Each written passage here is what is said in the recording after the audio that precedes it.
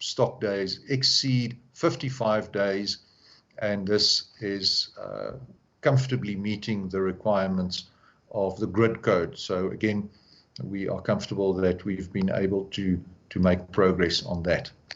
So the targets is to improve our energy availability factors. You've got the targets on the screen there, and once we have achieved these targets, we will be in a much better position to reduce the risk of load shedding. Furthermore, we have to drive savings, we have to carry out our refurbishments, and then ensure a sustainable recovery.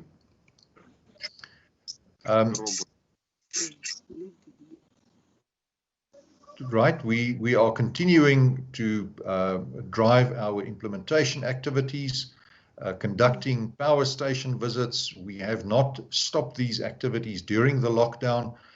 We have engaged with our OEMs. We have rolled out project officers at all 11 power stations that are in scope, and we have firmed up the reliability maintenance scope. So we are good to go to start with contractors on site as of the 1st of July to kick off this absolutely critical maintenance intervention.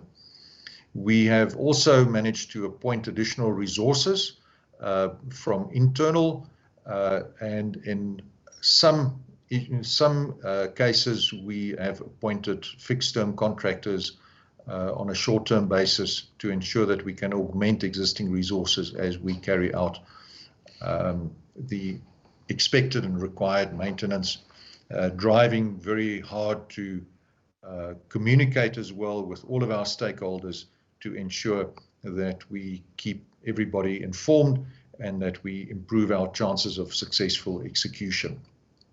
If we then move on to the lockdown maintenance plan that we have implemented, you can see there that we have moved some of our outages. 4 were brought forward in response to the lockdown, and this is again as a consequence of the resource constraints that we have faced, but we were able to undertake 13 short-term outages to take advantage of the reduced load during lockdown, and of those we were able to complete 5,400 megawatts of maintenance, with only 1,500 megawatts being outstanding. This is a slide that reflects how the unplanned capacity loss factor is built up, and again you can see there that we have exceeded our targets there. We have done very well in terms of delivering additional capacity, about 2,000 megawatts that we have been able to add back to the system. Now, before lockdown, the black line there, you can see there what this has meant was that we had anticipated burning significant quantities of diesel during the winter months. If we then look at the picture after lockdown, that pinkish area there, that is the gas consumption, and you can see there that we have significantly reduced the risk of burning diesel during the winter months, and that obviously has a very beneficial impact on our financial statements and will enable us to save considerable cost as we move forward during winter. So the winter peak is clearly when South Africa uses the most electricity.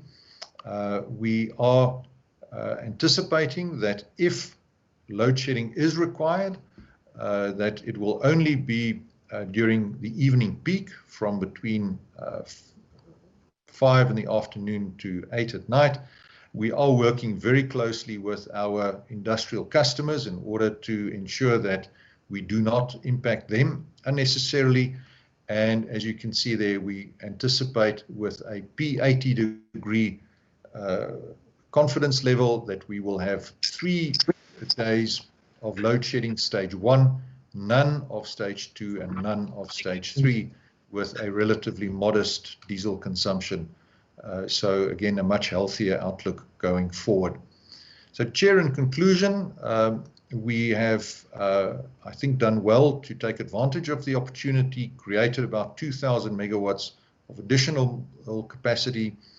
We are evaluating various scenarios and plans in order to ensure that we can continue to deliver on our commitments to the country to keep the lights on, and we are making good progress to ensuring that we can deliver on our reliability maintenance program, which is the longer term maintenance program, and that will kick off on the 1st of July. So with that, Chair, I will thank you for the opportunity and hand back to you for any questions that honourable members may have.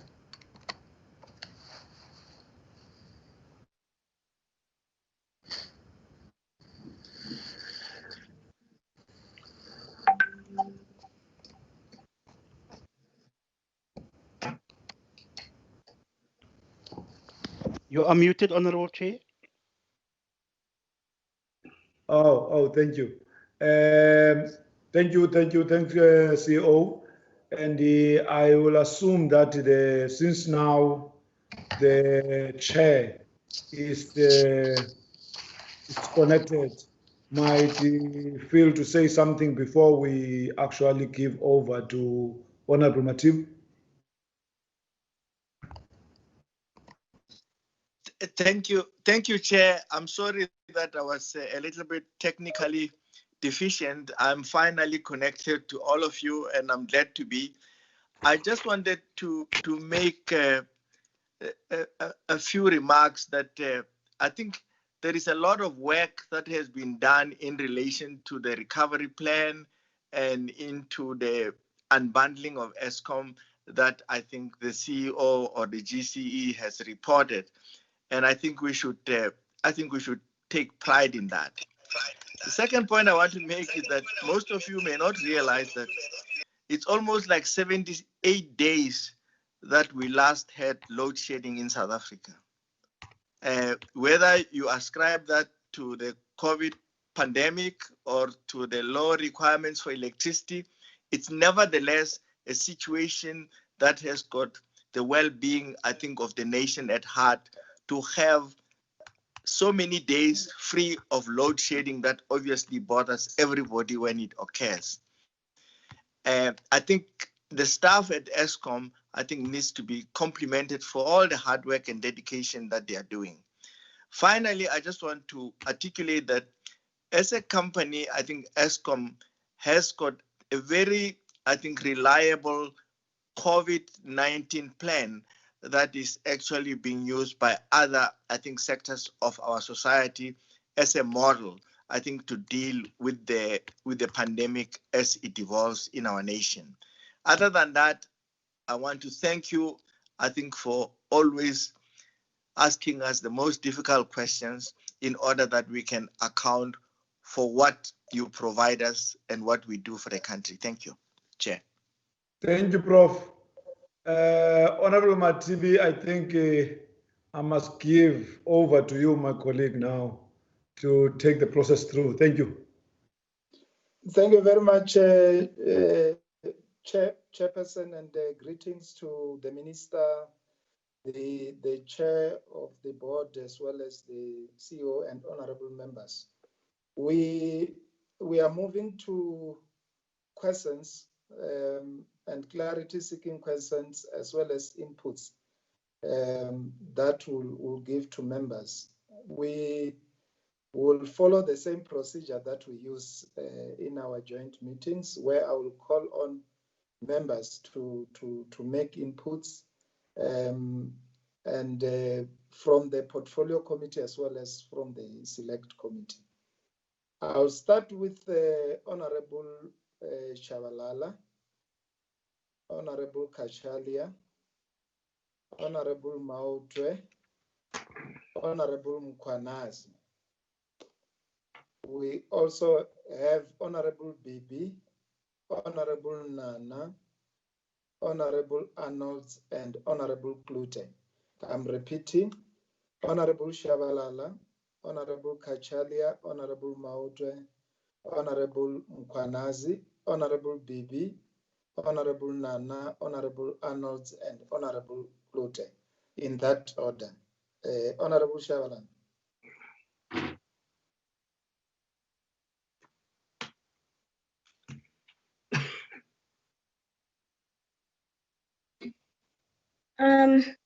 Good afternoon, everybody. I hope I'm audible, Chairperson.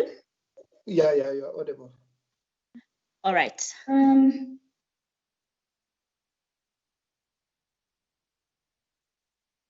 You have muted your mic. Honorable Shabalala, you have muted your mic. Can you unmute?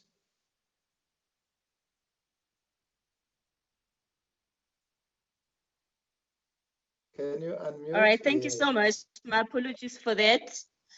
Chairperson, let me welcome the presentation.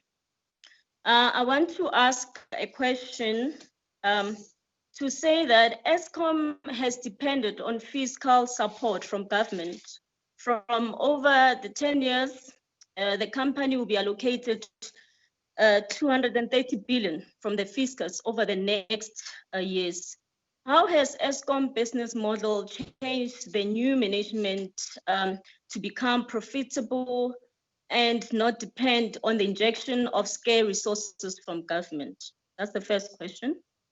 The electricity tariffs imposed by Eskom on South African consumers at more than 4 times inflation rate, while government is injecting 23 billion per annum, means South African taxpayers are funding Eskom and taking away from other development objectives. But of course, we understand the developmental reasons why. What are the alternative measures for Eskom to raise its revenues and contain costs, except tariffs and government bailouts? I know my minister will tell me that's the thing of the past. The third and the last question is that proposals to reorganize the 454 billion owed by Eskom was reported to be completed in February this year by Mr. Freeman, who was appointed as the Chief Restructuring Officer. Is the report of the Chief Restructuring Officer available so that Parliament can have oversight of it? What are the options for restructuring Eskom debt? How has the proposal put forward by COSATU for government to establish a special purpose finance vehicle to reduce Eskom debt to a more manageable 200 billion considered? I think I'll pause the Chairperson. I'll come back again. Thank you. Thank you very much. Honorable Kachalia. Thank you, Chair. I'm afraid I missed the entire presentation despite having attempted to join 10 minutes before. IT was unable to assist until finally some drastic measures were taken, and I came in right at the end. So I do not know what was said. I do, however, know what I read, and I've read the report. Now my response will be, and my questions will be in terms of what I've read, not what I've heard, because I didn't hear anything. Going forward, please, if we can communicate, Chair, to IT to ensure that these glitches do not occur. They are really unacceptable. Thank you very much. So thank you for the report, and I refer to the report here. And excuse me for being blunt, but the lifeblood of our economy and the electrical arteries that feed people's lives depend on it, and that's why I'm being blunt. The report, and I refer to the report here, is complex, long, technical, and riddled with jargon, some 20 or more acronyms and abbreviations, mostly technical, and key caveats to hedge delivery. The fact is that electricity must be available and affordable. Unfortunately, we have the opposite currently of both. The bottom line is, on reading between the lines, is that the country can afford electricity, but it doesn't seem to be able to afford Eskom. But let's get to the questions. And forgive me, please, about the volume of these questions and the number of them. but it is commensurate with the length and complexity of the report, and also with the size of the problem. Number one, COVID has been kind to Eskom on one level. Maintenance, as has been said, has increased from 3,600 megawatts prior to lockdown to 9,800 in the second week of April. Can you tell us how you went from 3,000 to 9,000 in 2 months? Secondly, you aim to take the EAF from 70% in 2021 to 74% in 2023. On the current and certainly previous track records, this seems unachievable. Eskom used to be at 80% and above some 15 years. Some 15 years ago, it was at 84%. Instead of highlighting the progress, can you tell us how you intend to achieve this, let alone becoming a self-reliant business entity, as you say in your paper? And I'm not talking about the banding about of jargon like reliability maintenance, philosophy maintenance, and progress logged on plans thus far. Number three, while we are on the subject of reliable maintenance scope, as per your update on power stations, can we have a look at Duva plant? 4 years ago, a boiler blew up at Duva, and there's still a huge hole in the ground where this took place. Is there any new build here or just a hole? Number four, can you tell us how much we pay to EPRI in Palo Alto for membership fees and other costs and what we get in return? What has happened to our own research division? Surely a homegrown research division is better placed to effect recovery plans than integration of EPRI into design, for example. Number five, in terms of human capital that you say we need, what has happened to Eskom's many scores of millions spent on bursary allocations? These people are educated and trained in the company. Where are these people and why the constant need for critical skills despite this? Number six, in all your recovery statements, there's a recurring caveat which says the risk of load shedding continues to exist due to years of neglect. Surely at some point accountability must be taken as you implement your plans to obviate the scourge. At which point are you going to be accountable for your actions and projections? 7. With regard to division... Honorable Kachali, I forgot to ask you how many questions you have. The report is 31 pages. I have 15 questions. No, we'll give you a second chance. We just want to... I will do 2 more and then I'll take the rest at the second chance. Yeah, With regard to divisionalization, Eskom has 450 billion in debt. NERSA requires the separation of accounts into generation, transmission, and distribution. You always had business executives for these, but now you have a new management committee and boards, while Eskom is deep in debt. How are these loan covenants going to be apportioned in divisionalization? And my last question for this round is the legal separation in terms of divisionalization will require armies of accountants, lawyers, and other professional and no doubt consultants. Where is the money going to come from for this? Remember that the business rescue exercise of SAA came to a cost thus far of 30 million rand. And by comparison, Eskom is a hugely complex business. Why divisionalize before you fix? 85 to 90% of Eskom's business is in generation, and that's where the major debt sits. You can separate transmission out to accommodate IPPs into a separate business unit, but why this big divisionalization now? I'll come back later for the others. Thank you. Honorable Maute. Thank you very much, Chairperson of the session. I don't have 15 questions. I've got just a few questions. Yeah. The first one, Chair, on the 15th of April, Eskom released a statement clearing the corruption charges of the COO, Mr. Oberholzer. And on the 16th of April, the EFF wrote a letter to the chairperson of this committee to request the minister to vanish us with that report, because we wanted to see how the senior counsel cleared the COO. Because firstly, the COO was never suspended. So he was investigated while at work. And It's very interesting that within a very short space of time, they managed to complete everything. So can I formally request through you, Chair, that we get that report? The second question is, and the report was about the corruption. It was, I think it was 2 billion rands of alleged corruption, dishonesty, and abuse of power. So that are very serious allegations that are leveled against the CEO. And it's very important for us to know, because the COO, with his mandate, he's the one who's going to be carrying on the unbundling of Eskom.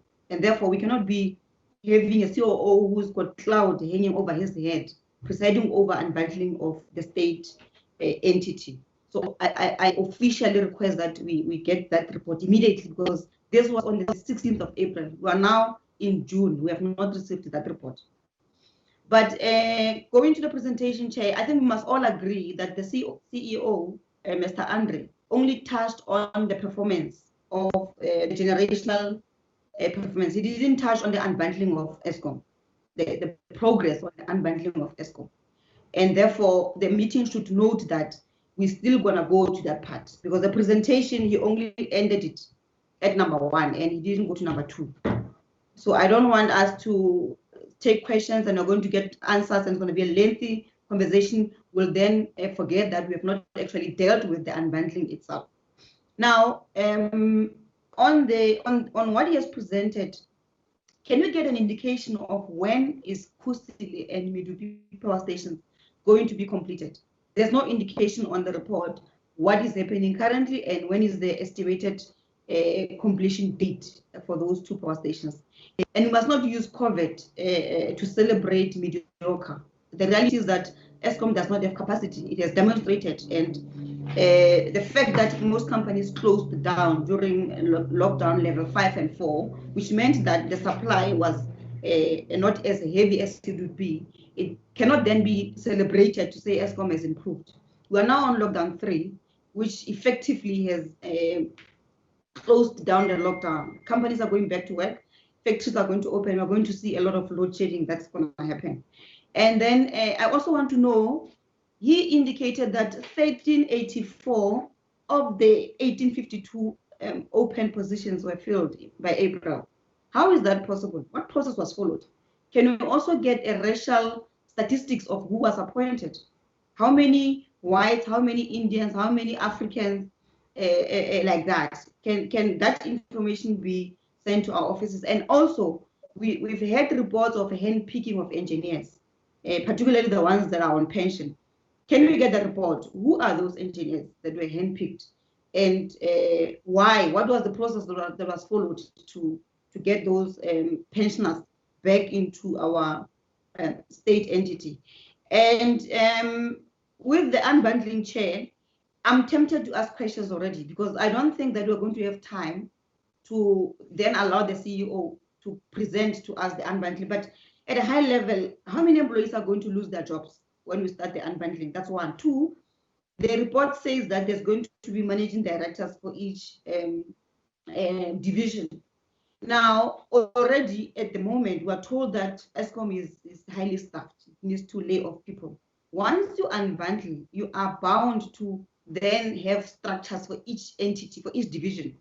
That on its own is going to mean that more people must be brought on board. Already here it says the managing directors, the board for each entity needs to be appointed. So we're going to have 3 separate entities which have got boards, we've got full structures in them, as opposed to perhaps the model of Transnet, of having one Transnet group and the operating divisions who just have not necessarily the board, but have the leadership team.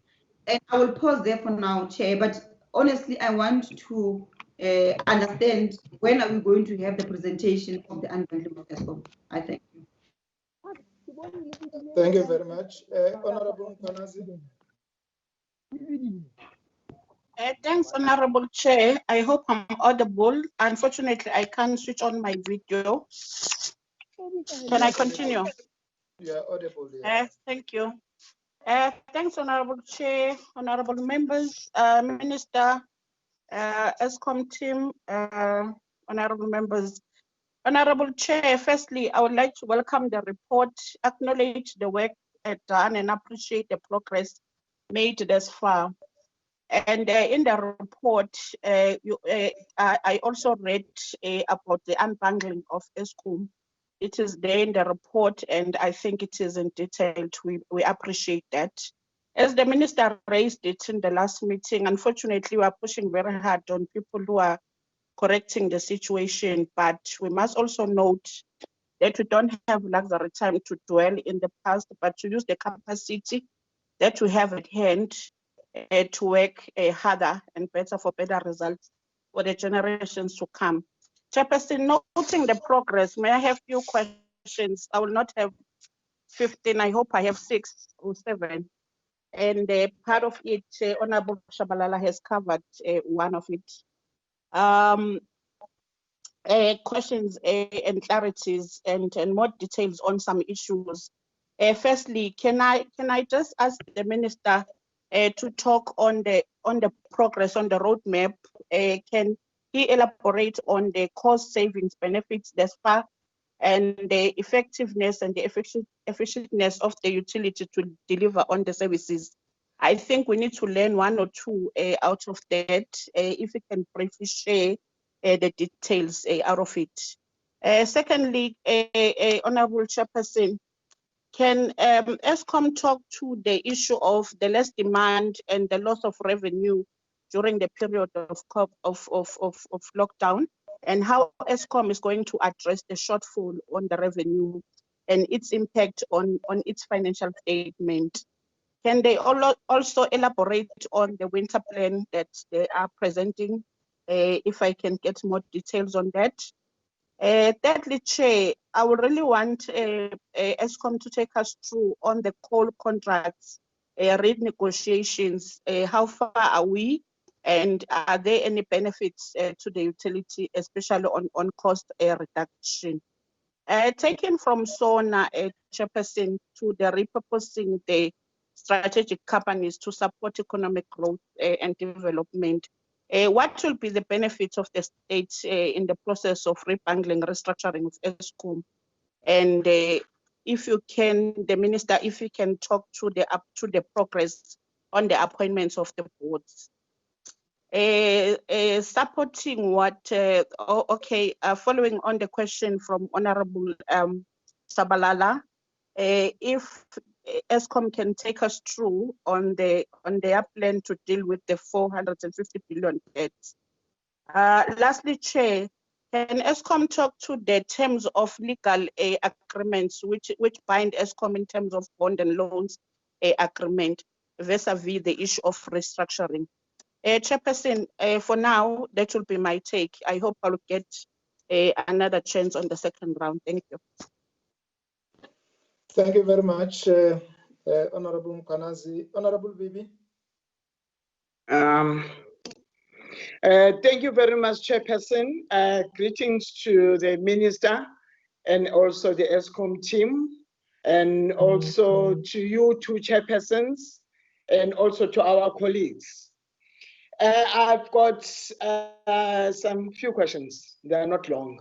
The first question will be, Eskom should update the committee on the utilities borrowing program for the coming year and how this will impact on its operations, or will the entity be relying on its own funds for the coming financial year?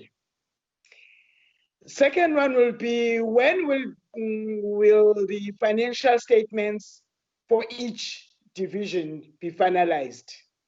And also, can the department tell us on the role of the Chief Restructuring Officer with respect to Eskom? What was his term of reference, and why was the report not submitted to the government? And the other question will be, how will the lower demand for electricity post-COVID-19 lockdown impact on Eskom financial stability? Chairperson, I'm coming to the two last, that how will the unbundling of Eskom's of 3 divisions help the energy utility reduce its debts? In other words, will the unbundling welcome private sector equity? The last one, Chair, is that has Eskom been able during the lockdown to recover any monies owed by various municipalities? If so, how much has been recovered? If not, what are the relevant details? I would also thank Eskom for giving us this presentation earlier, whereby we had a chance of going through them. That's why we're asking so many questions, because I mean, we know exactly what was going on in those presentations. Thank you very much, Honorable Chair, for the opportunity. Thank you very much. Honorable Nana. Well, thanks, Chairperson, and may I also greet colleagues and Eskom delegation. Chair, I would really want to preface whatever I will be saying here today by making a comment that the Group CEO of Eskom assumed a rather very difficult job. And I dare say, despite all the criticism, either warranted or unwarranted, despite all the difficulties, Eskom seems to be coming back to its former glory. And Chair, this then goes to show that at some point in our lives as South Africans, the issue of race shouldn't be a predetermining factor of whether a person gets a job or not. If you're a South African, that should be good enough for me. Because here is a group CEO trying to do as much as he could under very difficult circumstances. And you can't doubt him. He's a committed patriot of this country. He's South African after all. So I wanted to say that as a precursor to whatever I'll be saying.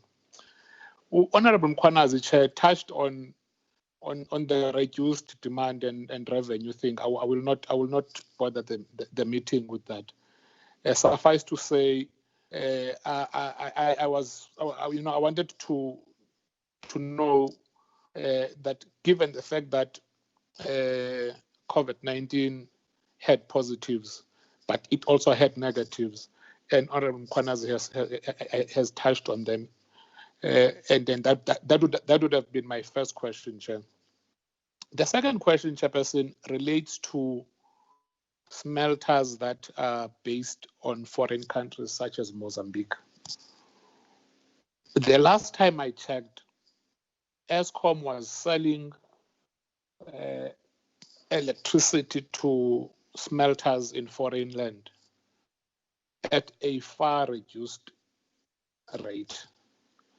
And yet, domestic consumers in South Africa are charged a significant amount of money.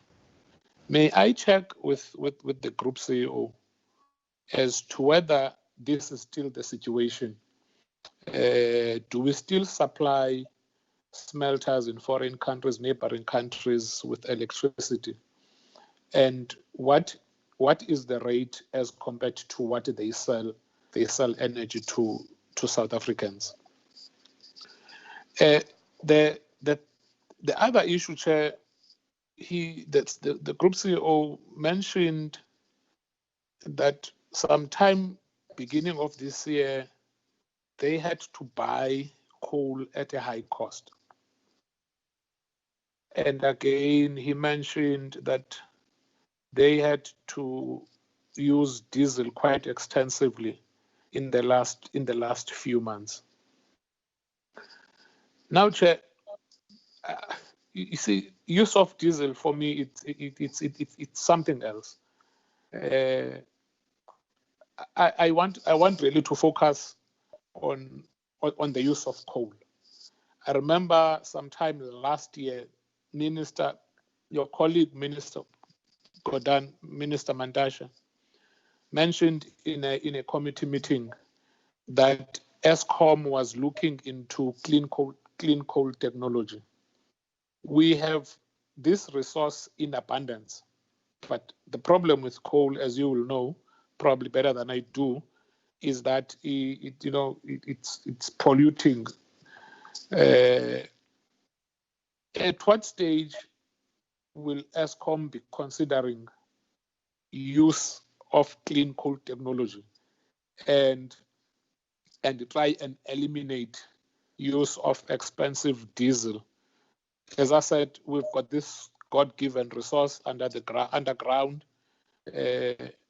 What's Eskom plan in so far as exploiting coal, but using that technology to clean coal? And the last one, and this goes to the minister, and I'm probably asking the minister for the second time. Minister, you mentioned on numerous times 2 years back that you suspected load shedding was an act of sabotage and or coal price manipulation. Can you brief the committee as to whether there were any investigations done? What were the findings? What is the plan of your ministry in so far as this situation is concerned? Thank you very much, Chair. Thank you very much. Honorable Arnolds. Thank you very much, Chairperson, and greetings to all the members and then also to the Minister and the officials. Chairperson, yeah, thank you very much. I think just to say that to sing the praises here of Eskom, we said now that, that there were so many days that South Africans were without load shedding. I think that is now really a clap in the face of South African citizens, because South African citizens can't pay for corruption. They want no load shedding in South Africa. That is what they want. And so we can't sing praises here and say that there was now for so many days not load shedding. Then the CEO have mentioned now about the 3 days of load shedding during winter time, and that there is no guarantee. So meaning now that there is a possibility that load shedding can be for more than 3 days, or it can go up to level 2. And the CEO was very confident in saying, no, we won't go to level 2 and 3. But I think in terms of the current state also that the economy is in with the COVID-19 pandemic that we have, there's going to be a greater demand in terms of electricity. Then can we also get an update in terms of the 28 billion that municipalities is owing Eskom? We all know that there was a court order in terms of cutting that electricity can't be cut of municipalities. We just want an update now in terms of what is the progress now in terms of the 28 billion owing by municipalities. Then, Chairperson, I think the other members have covered most of the questions. Then the last question in terms of the unit trips now.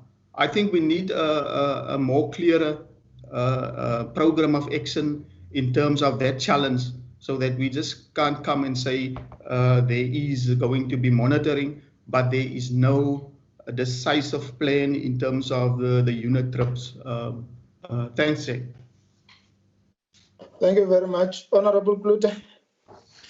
Thank you, Chairperson. I want to start off with the question of the retired engineers who actually volunteered, and we should take note of that. They volunteered to help Eskom to change the situation around.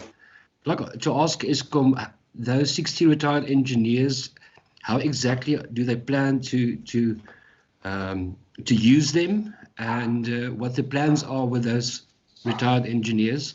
It's actually sad that we ask who they are, and we should actually just be saying when can they start. It's my opinion. We also see there's 384 severance packages that has been well finalized. I just want to know how many of these managers were important to be or critical for the recovery map for Eskom.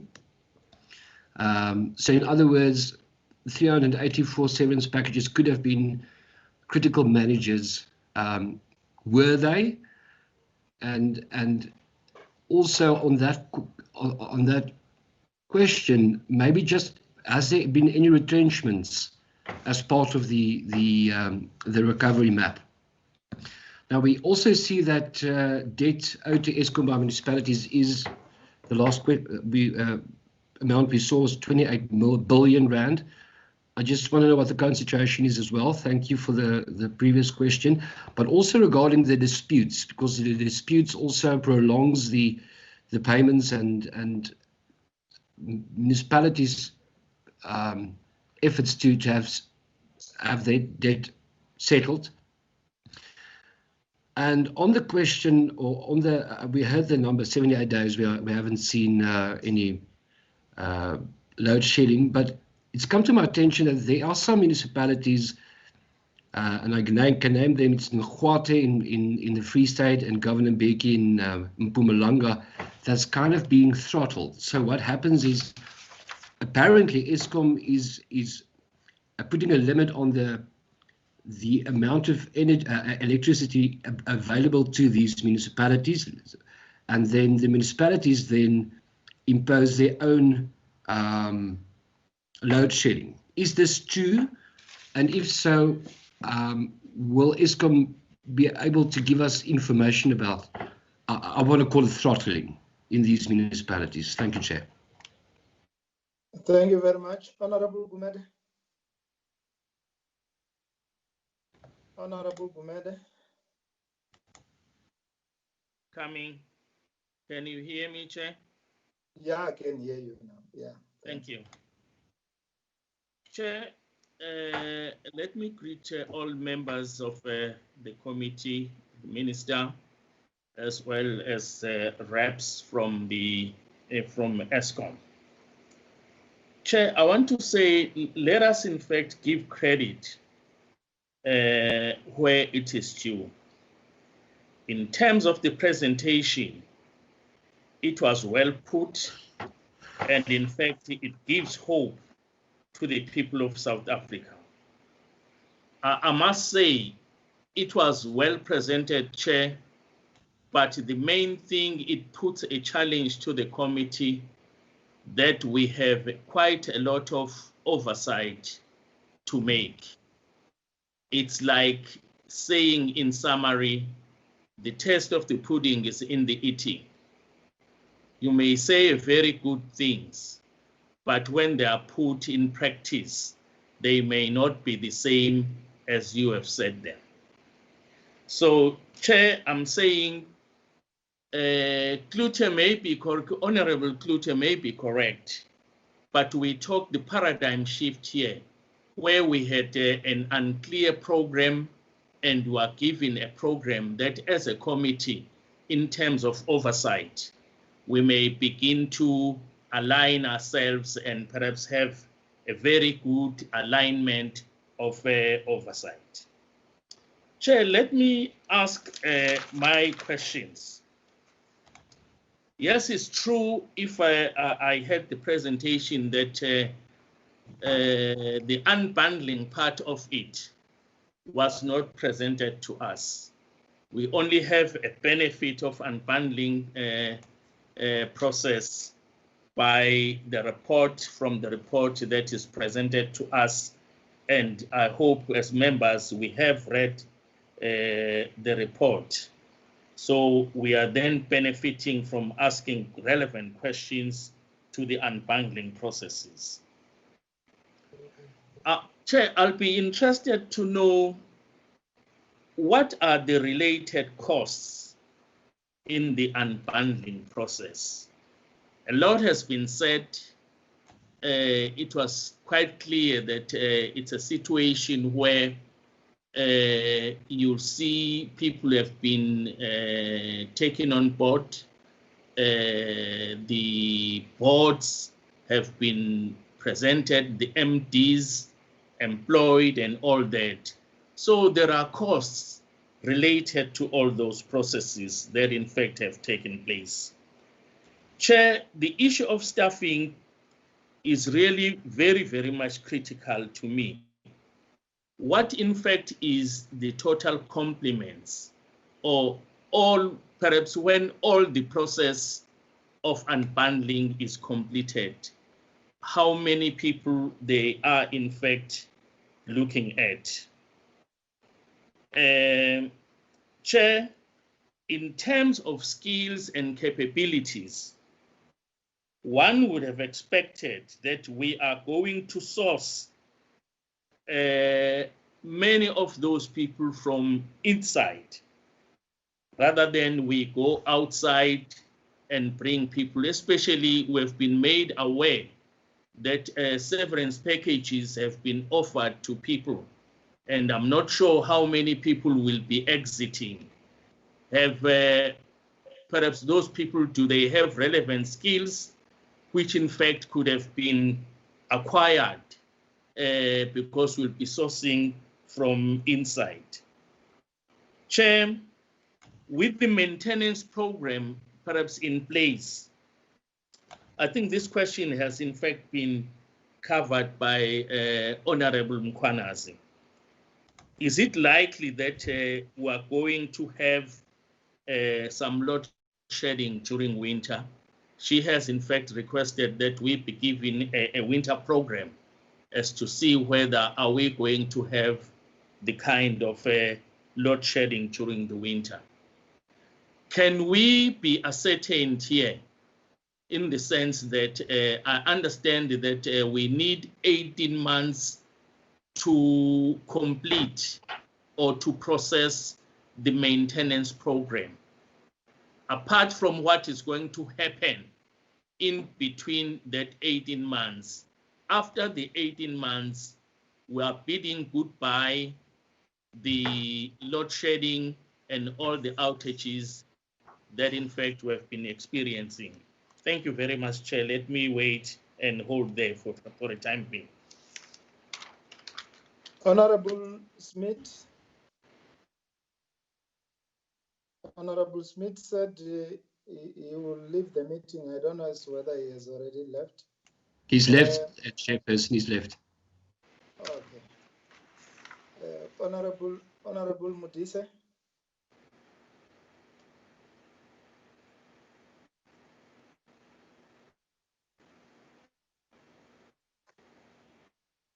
Honorable Piri. Thank you, Chairperson. Oh yeah, we couldn't hear you, Honorable Mudise. Yeah, okay. You can continue. Thanks, Honorable Chairperson. And let me greet the Minister and Deputy Minister and the staff and all my colleagues. Good afternoon. Chairperson, I have one question that I wanted to ask from Eskom. I just want to check with Eskom. Do they have a plan? Honorable members, can we mute our mics? Can we mute our mics? Yes, Honorable Mudise, you can continue. I just want to check with them, do they have the plan to capacitate their internal staff so that to avoid to take to outsource to the young people and women inside the company? How they must give us the time going to capacitate them so that they take skills from outside, from their retired people. you, Chair. Okay, I hope they have captured it. I'm not sure, your network was not very good.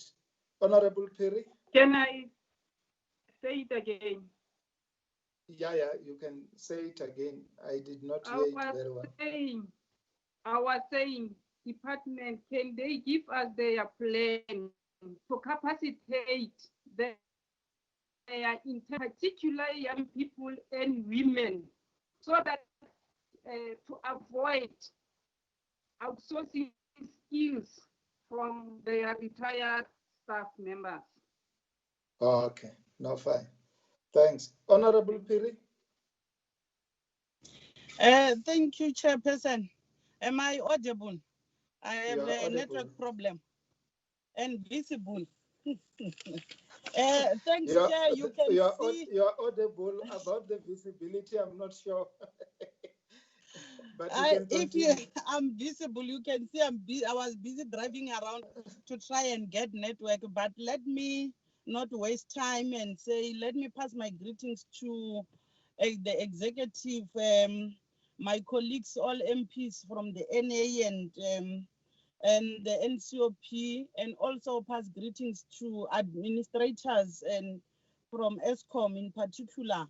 But Chairperson, I'd like to take the opportunity and welcome the report that gives South Africans hope. And it shows that we are going somewhere with the report that was presented to us by Eskom. Chairperson, I don't have much as my colleagues has already questioned or had fruitful questions that I think Eskom is ready to respond. But one, in the interest of community members and to put ordinary South Africans into confidence that the plan that Eskom is taking a shape, it will give South Africans hope. It's all about the debt of the municipalities. I know in this report, they did not mention a lot about it, but in terms of that debt and assuring South Africans that they are not gonna put municipalities that has got debts with them into trouble of cutting off their electricity. What is their plan? And while they are unbundling this, what is their plan into making sure that the end users, they don't suffer with the debt that they are having with the municipalities that they are owing? And secondly, Chair, in terms of the PowerPoint or the utilities that they have problems with, they've tried to outline that what is their plan, but I could see they are only planning on the winter issue. But I want us to take us into confidence as South Africans that we, even after winter, their plans, they are going to assure us, even though Honorable Mkhwana has spoken about the load shedding, but I want it to be even after the load shed, the winter part. They only articulated on 2 months, which is your winter period, but in summer, what is their plan? And even planning forward for the next financial year, even though they spoke about 18 months, but we want them to take South Africans into confidence in what they are presenting. Let me pause there, and thanks, Chairperson. Thank you very much. I hope I have covered all the members. If there is any member that I might have missed, they can indicate. Yeah, it seems we have covered. I will give the opportunity to the minister together with Eskom to respond. On the issue of committee issues, it will be myself and my co-chair to respond on the issues relating to committee issues. Honorable Minister. Thank you, Chairperson. The CEO does have a presentation on the unbundling part, but wasn't sure whether he should deliver it at the same time as the maintenance part. So I was wondering whether you could allow him a few minutes to finish that presentation, It might answer a lot of the questions on unbundling, and then we can come in after that and take the remainder of the question. Okay.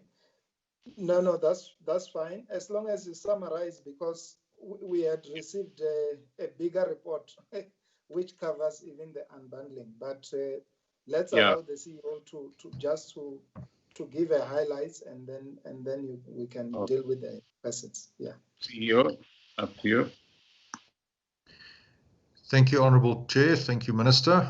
Let me then share the presentation. I hope it's visible on the screen. If I may quickly go through it, Honourable Chair, some of the issues are covered in the presentation, so I'll try to be brief and preserve some time. We have a burning platform in terms of the restructuring. We have to change. We have to develop plans to address operational stability, improve our income statement, address our debt, restructure, and then also take our people along, and in particular drive a culture which is empowering and which enables us to deliver on our commitments that we have made to South Africa.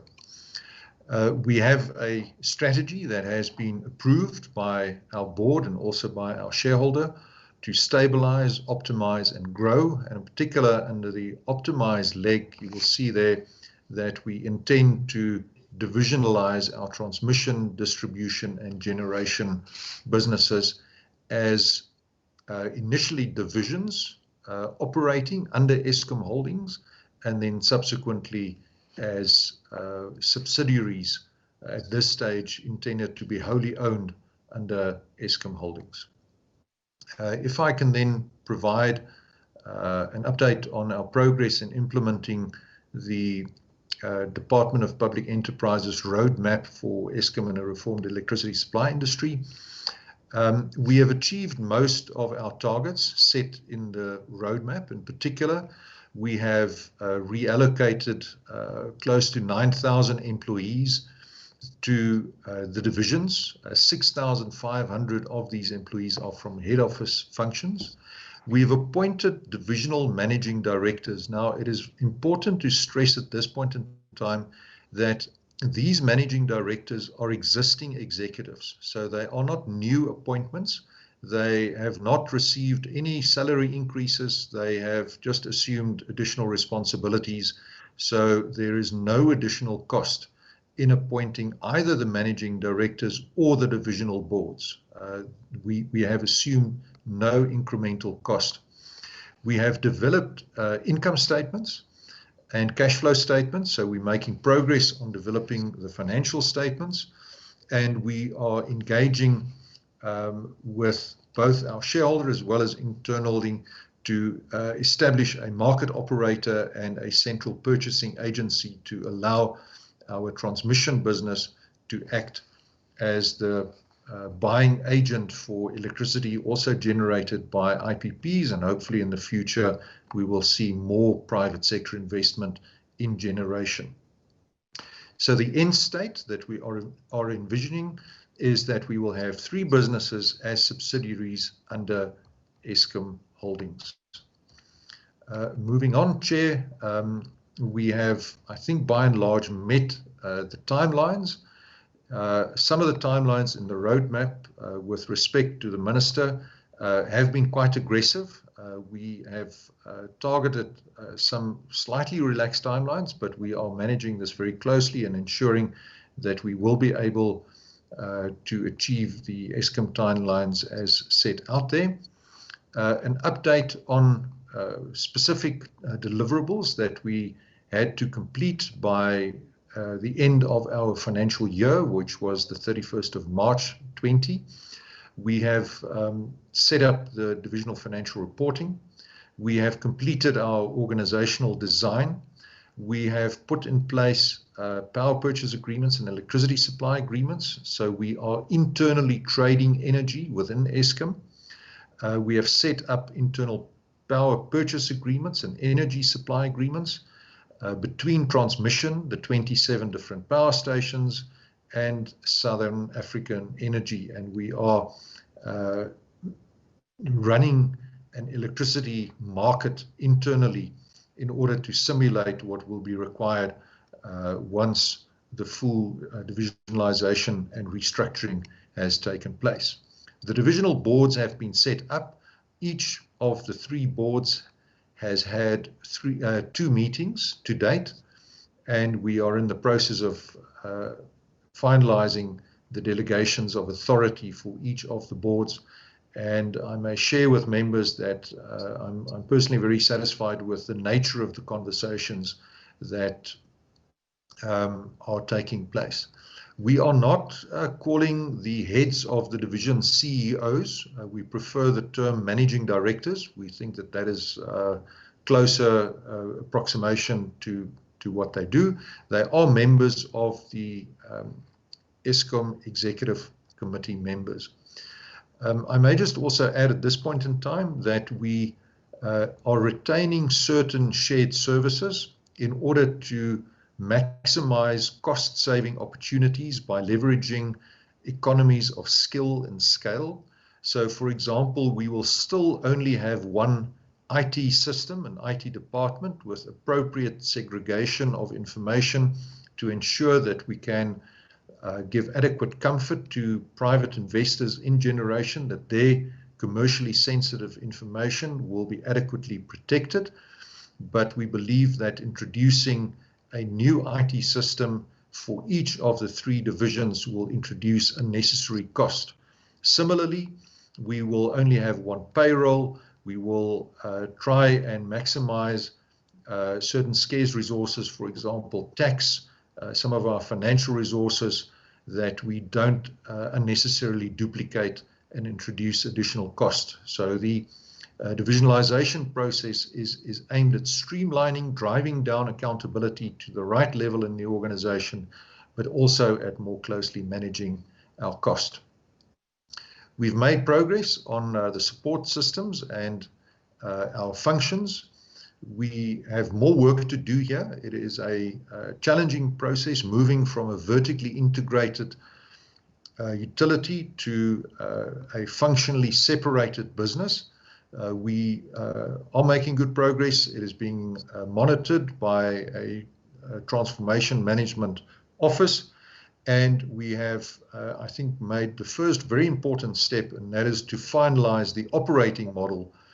And that, of course, is a very key element of making sure that we achieve our objective.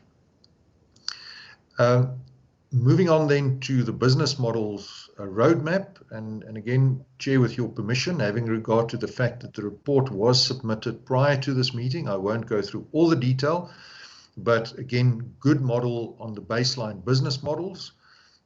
We now need to evolve that on what will this look like when legal separation takes place.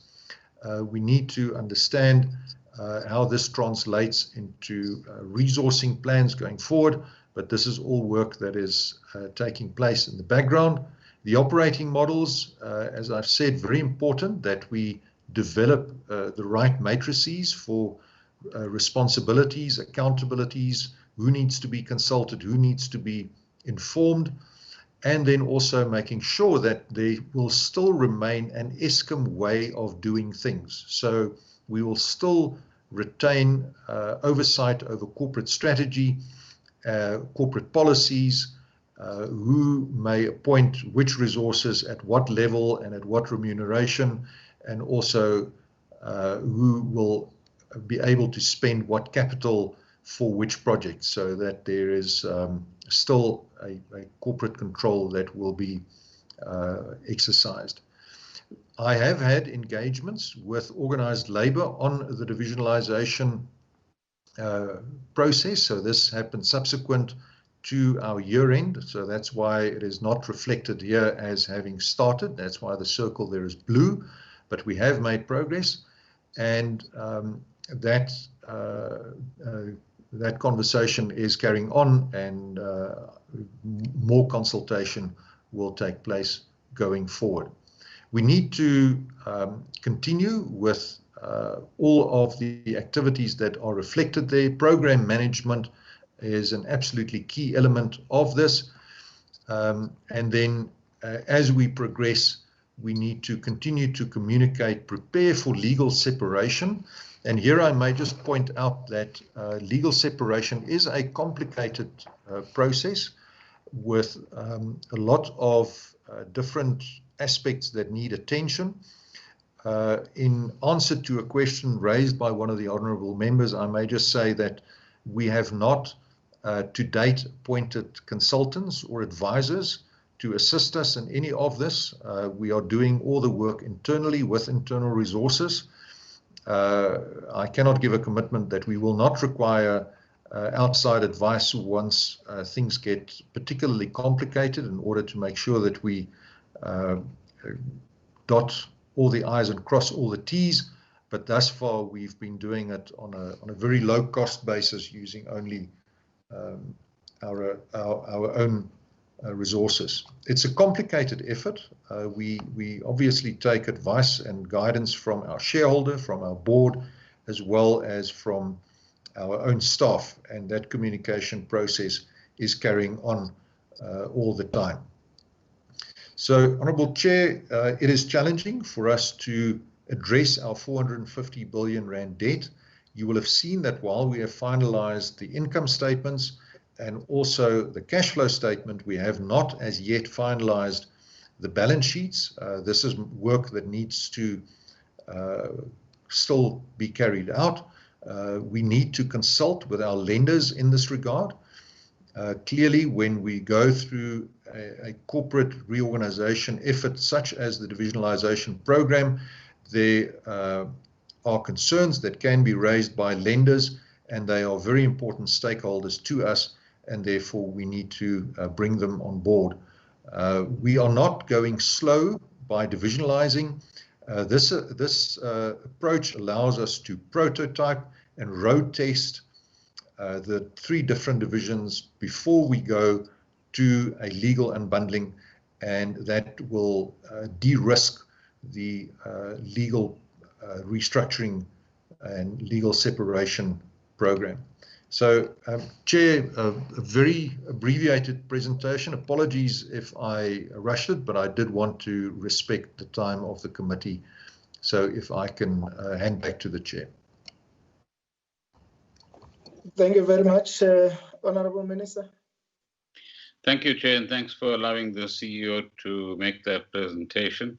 Let me cover some general points, and then the CEO and his team can cover the specifics that some of the colleagues of honourable members have actually raised. The first is, I think Eskom is on the right track, as some of you have said, and recovery from the kind of past, and some of us would like to ignore or forget the past, but the past is a reality, and that's the past that partly we have to build on and partly we have to mend as we go forward. And we've always said that this is not going to be an easy process. It's going to take time, but it's going to take the right combination of people as well, as Mr. Nana pointed out earlier on. Secondly, I've got every confidence that the CEO is taking the organization in the right direction, and that given a bit more support in terms of management and other skills, they can make faster progress in relation to both making the plant more reliable, but also enhancing the implementation of the roadmap paper that we need to remind ourselves about as well. The third issue is the question of reliability as we go forward. The fact that we have more clarity about which plant and which power station and which unit has what kind of problem, and how the Eskom team intends to deal with that problem, and whether it is major or minor is, I think, a welcome development, because it gives us greater transparency about what is really going on. and also helps us to hold Eskom to account, not only from a parliamentary perspective, but from a departmental perspective as well. You will also recall, chairs, that the Deputy President chairs a Eskom task team, ministerial task team, and we meet virtually every fortnight to receive various types of reports. So that's an additional surveillance, if you like, of progress made within Eskom on many of the issues, if not all of the issues, that the honourable members have actually raised in this context. In respect of governance, the board has been depleted a bit since the beginning of this year, and then we've had the COVID interruptions.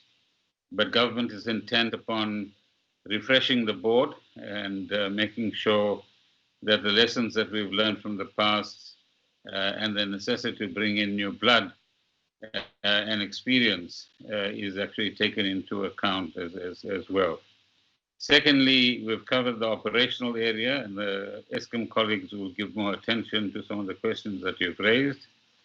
Thirdly, on the financial side, excuse me, on the debt issue, there have been several questions, but at this stage, given all of the developments that we've had in the recent weeks, particularly in relation to COVID, but other challenges as well, we cannot say that we have a debt solution. Various options have been floated in the marketplace, and as soon as we settle down on some of the COVID-related issues as government, we'll begin to give attention to what's the best direction to take in relation to the debt issue. So I ask honourable members to give us a bit of time and exercise a bit of patience in that particular regard. The CRO that was appointed was given a very short brief, and that was to entertain ideas from the marketplace and, if you like, collate them for our purposes. So all of that, plus anything new that has been proposed to Eskom and to government, will be taken into account when we look at the debt issue itself and the context in which we have to look at that issue. On the COSATU proposal in relation to the debt matter as well, that is a matter that was discussed in the NEDLAC context. There is a broad framework agreement that we need to finalize. It's close to finalization. And again, because of the current circumstances, we haven't been able to give that some attention, but within the next week or so, we will certainly have a look at that and see if we have adequate meeting ground on some of those issues. On the energy availability factor, I'm going back to the operations side, improving to 74%. I know even people in our ranks are a bit unhappy with that, given the optimal performance being above 80%. But let's set that as a target for the Eskom team, and let's see how close they can come to the 80% mark as we go forward. I think the refrain and caution that Eskom provides to all of us is that the plant is not completely reliable until let's call it the major maintenance has actually been undertaken. In some instances it has, and if you want the details, one of the Medupi units has gone through a 75-day maintenance period and has come out pretty good out of that experience. And that's an example of what needs to be done to many of the units across the power station as well. On the business bond model and unbundling, well, you've just had the presentation and the dates. I think for now, we will accept that we need to move with some caution in this particular area and to, at the same time, ensure that some of the timelines are met in terms of the separation of the process. And I would urge members to just have another quick look at the Eskom roadmap paper so that we remind ourselves both about why we embarked on this process, the background to that decision being taken by government, and the rationale that underpins it. But that paper is only the beginning. I think as a committee and as Eskom as well, and as a country, we need to look at the electricity market as a whole and to begin to understand what the future of this utility is versus production or generation, for example, by the private sector, by households, and by other providers as well, and how this begins to impact on the structure of the electricity sector, which of course is a matter that we discuss between ourselves and the Department of Energy as we go forward. On the borrowing program, Eskom colleagues will give you some insight into that.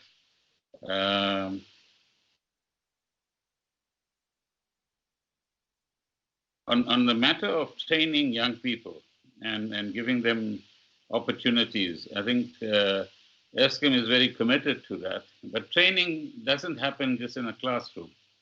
Training also involves mentoring, having experienced hands, both black and white, who have had 20, 30 years of experience behind them, to come forward and, in this instance, volunteer to provide mentorship for the younger people in the Eskom situation. And a 2-year program of hand-holding can be quite useful in terms of training and developing and mentoring the younger engineers that we have, many of whom actually do an excellent piece of work, and with a bit of experience behind them will turn into a new generation of operational engineers in many of the plants that we have in Eskom's charge.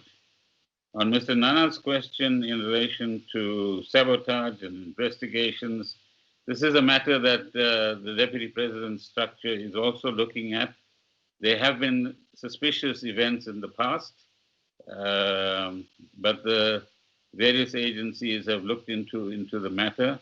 At this point in time, no action has been taken as far as I know, but we'll be getting further reports in this regard. Eskom is a national key point, and no kind of interference or improper interventions within the Eskom context can be allowed to actually mess up Eskom on the one hand, or the country's electricity supply on the other hand. And it's a warning that I'm sure that all of you will share as we go forward.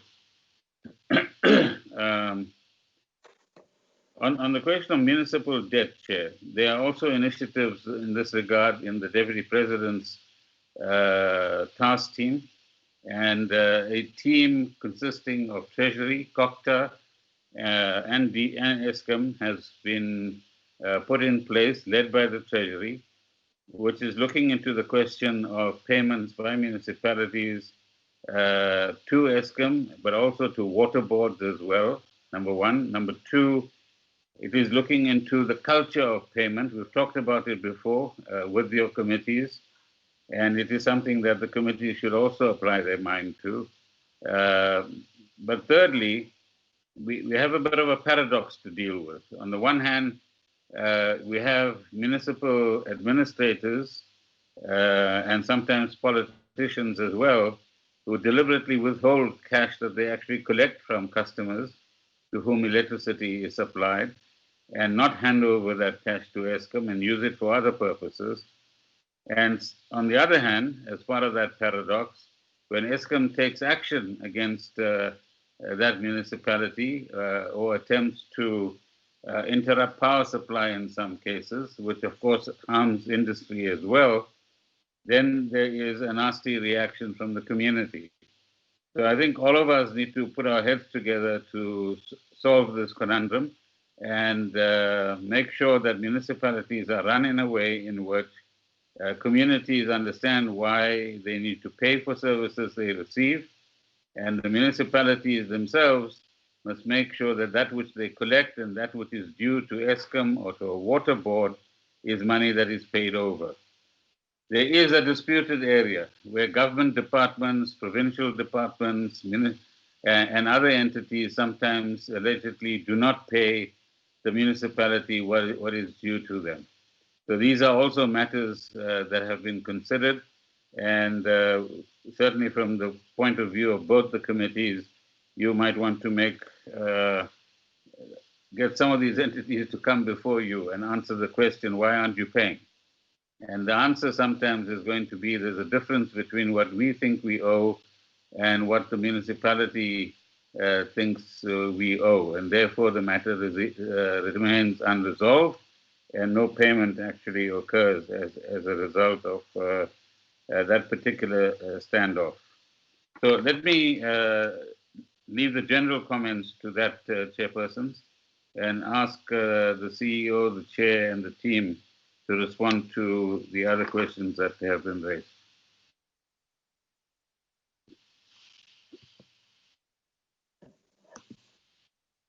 Okay. Thank you, Chair, and thank you, Minister.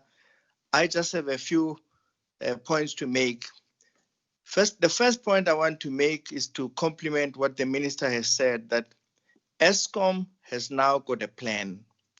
But what is important about the Eskom plan is that it is now being implemented. It is not just a theoretical academic exercise. This plan, it's a collective and collaborative effort led by the Department of Public Enterprise through the roadmap for Eskom, with inputs, I think, from the presidency that are led through the deputy president's task team that monitors everything that happens at Eskom. Then we have the board of Eskom that is really responsible for tightening up the governance, particularly with the history that we have and the ethics of behavior at Eskom. And then the executive management led by the GCE that deals with the translation of operations of the vision of this roadmap. So that is really what drives what you have heard about Eskom at the moment.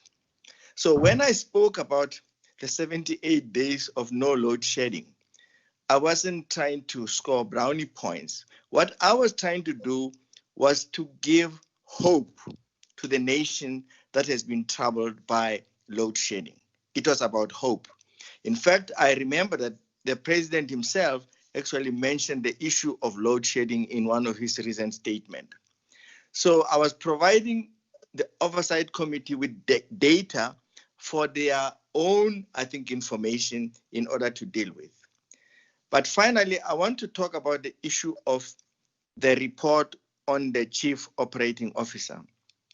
The report was prepared by senior counsel, and obviously we will take the necessary legal advice and release those aspects that are legally permissible to be released so that it can be given away to the people that are requesting it. There is no hiding around this issue. I think this was a transparent process, and we will respect, I think, the laws of transparency and the laws of access to information that govern our constitution. So there shall be no hiding about it. I think that's where I will stop on that matter. Thank you, Chair. Thank you very much. CEO. Chair, thank you very much. I will ask the not so newly appointed Managing Director of our Generation Division, Beki Nkumalo, to take us through some of the detail on the technical questions and the generation-specific questions that were raised by members. If, with your permission, I may hand over to him, please. Yeah. Agreed, CEO.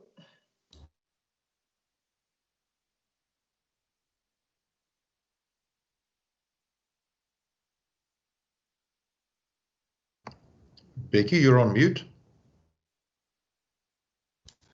Okay, thank you very much, Honorable Chairperson, Honorable Ministers, and Honorable members. I will quickly deal with the questions on the technical plan, on the technical side. The first question that was raised was with regard to the winter plan, in terms of our winter plan.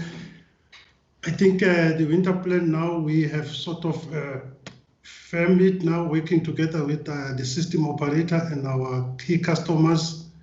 So the prognosis as presented by the chief executive, we're still reflecting that the possibility of load shedding is still on that 3 days. So I think there's a 80% comfort in that one, that we will not see the stage 2 and 3 based on the numbers that we have now seen. We are going into that process now. We have already started the winter.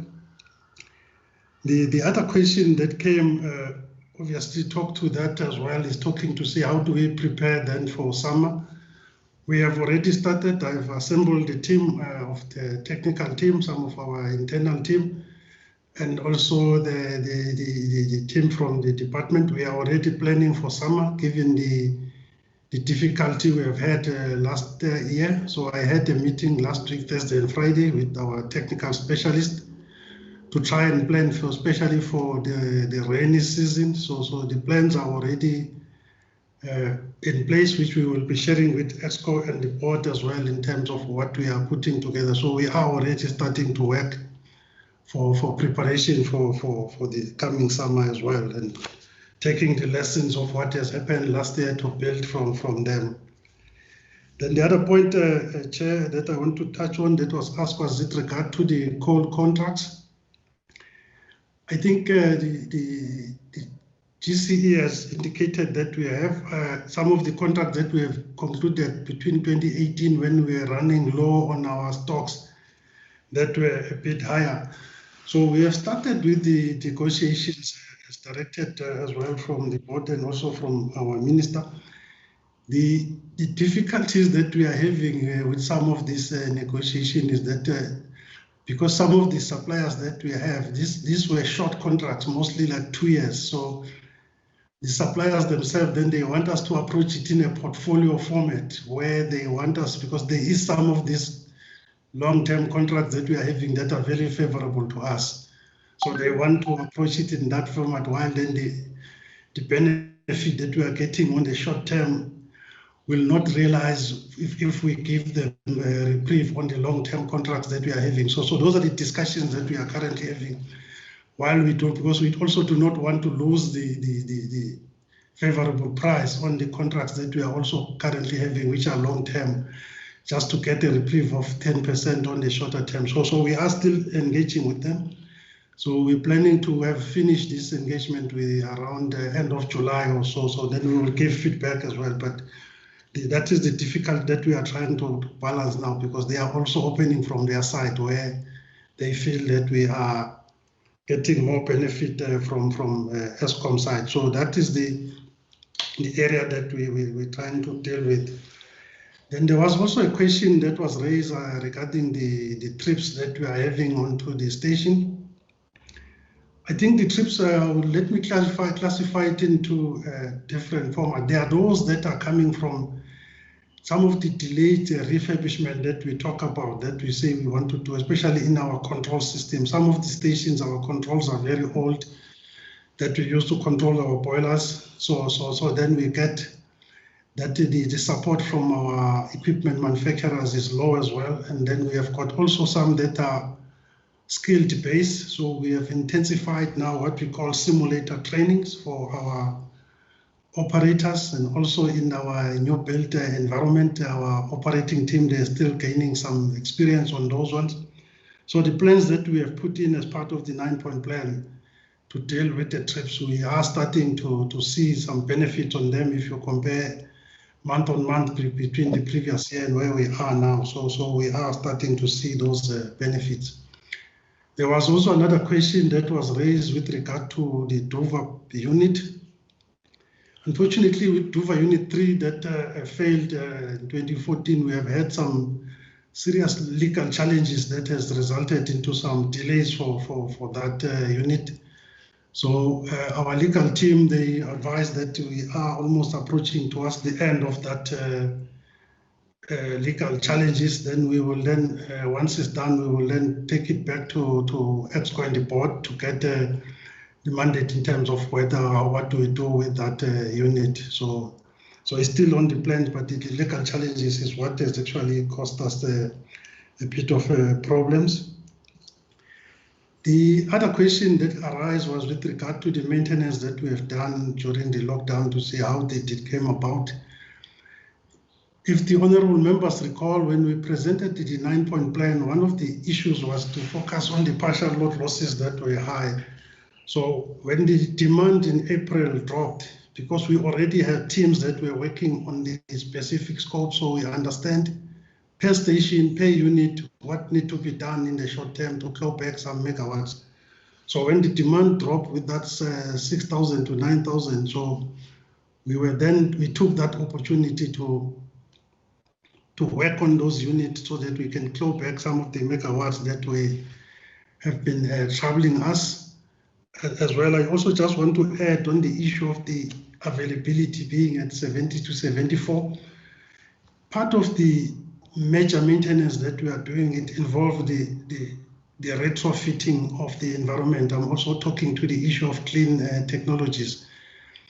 What we are doing now on some of our older power stations, we are retrofitting what we call the back filters and the high frequency transformers on the precepts, and we are also installing the new what we call it low NOx burners. So those ones take some time as well to install. So because of these additional projects that we are doing, it takes on the EAF as well, because it increases our planning as well in terms of implementing these new projects that we are dealing with, especially those that talks to the cleaner and compliance to the environment, given the history that we also had when our emissions were a bit high. So while we are implementing those projects, each unit takes a bit of a longer time as we are implementing them to the stations. I think, Chair, maybe just also on the issue of the clean coal. So also what we have done as well over the past few years at Majuba, we did try the underground coal gasification as a project, but what came out of that gas that we got there was not of good quality. So I think our research team, our engineering team, they will continue to look at the options to take advantage of these new technologies to make sure that our coal plant are also producing in a cleaner and safer way as well. We're looking at things like biomass as well for future. That is what our research teams are also looking at, and co-firing on this power station. So we are looking at those options rather than to just abandon the resources that we currently having, Honourable Chair. So yes, Honourable Chair, I think I might have covered all the technical issues that were raised. Andre, I will hand over back to yourself. Thank you. Thank you very much. CEO, do you still have any other issue? Chair, if I may just quickly update on a couple of the remaining business issues that members asked about that haven't been covered. On the cost savings that we delivered for the financial year ended 31st of March 2020, we had a cost saving target of 6.2 billion rand, and we delivered 15.3 billion rand. So we exceeded our target there, and we have set ourselves another quite aggressive target for the current financial year, which will include rationalizing our capital expenditure as well. The Honourable Makonazi asked a question about lower demand and the loss of revenue for the duration of the lockdown, particularly when stage 5 was applicable. The net cash loss that we suffered was between 2 and 2.5 billion, but obviously as demand is now recovered, things are looking significantly improved. Then there was a question about the Mozelle smelter.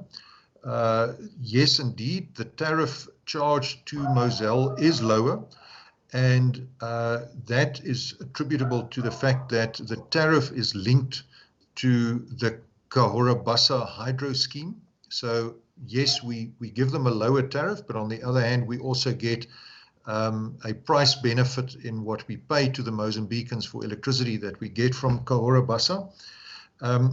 The Moselle smelter does not pay a distribution tariff, with other words, the same tariff that customers in South Africa would pay.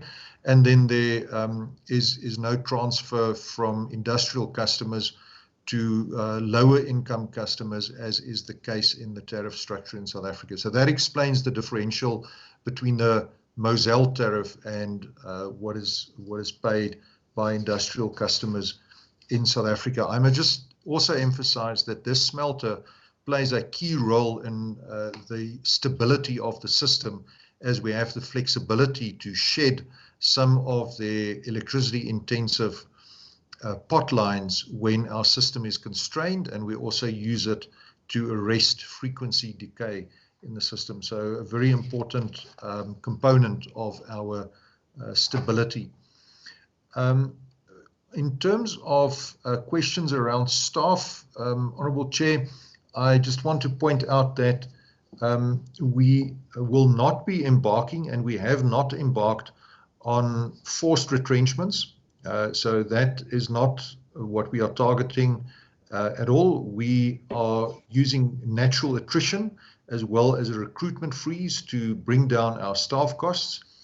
Thus far, we have been quite successful on that score. We have been able to reduce from a level of some 48,600 employees in 2018. By the end of our financial year, we got that down to 44,400.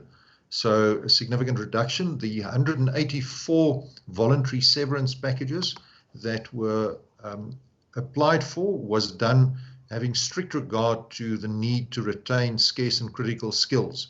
So we did not lose scarce and critical skills in that retrenchment program. A question was also raised about the so-called throttling of demand. This is the nominated maximum demand. Where a municipality buys electricity from Eskom, they have a maximum demand that they are allowed, which they nominate. In the event that a municipality has not been paying its account, we then restrict the electricity that we supply to that contractual maximum that has been set. And that is purely because we are obliged to supply them with electricity in terms of various court orders and interdicts that have been applied for against Eskom, but we are not obliged to supply them more than the maximum demand that has been nominated for them. Chair, I hope that I have addressed the questions.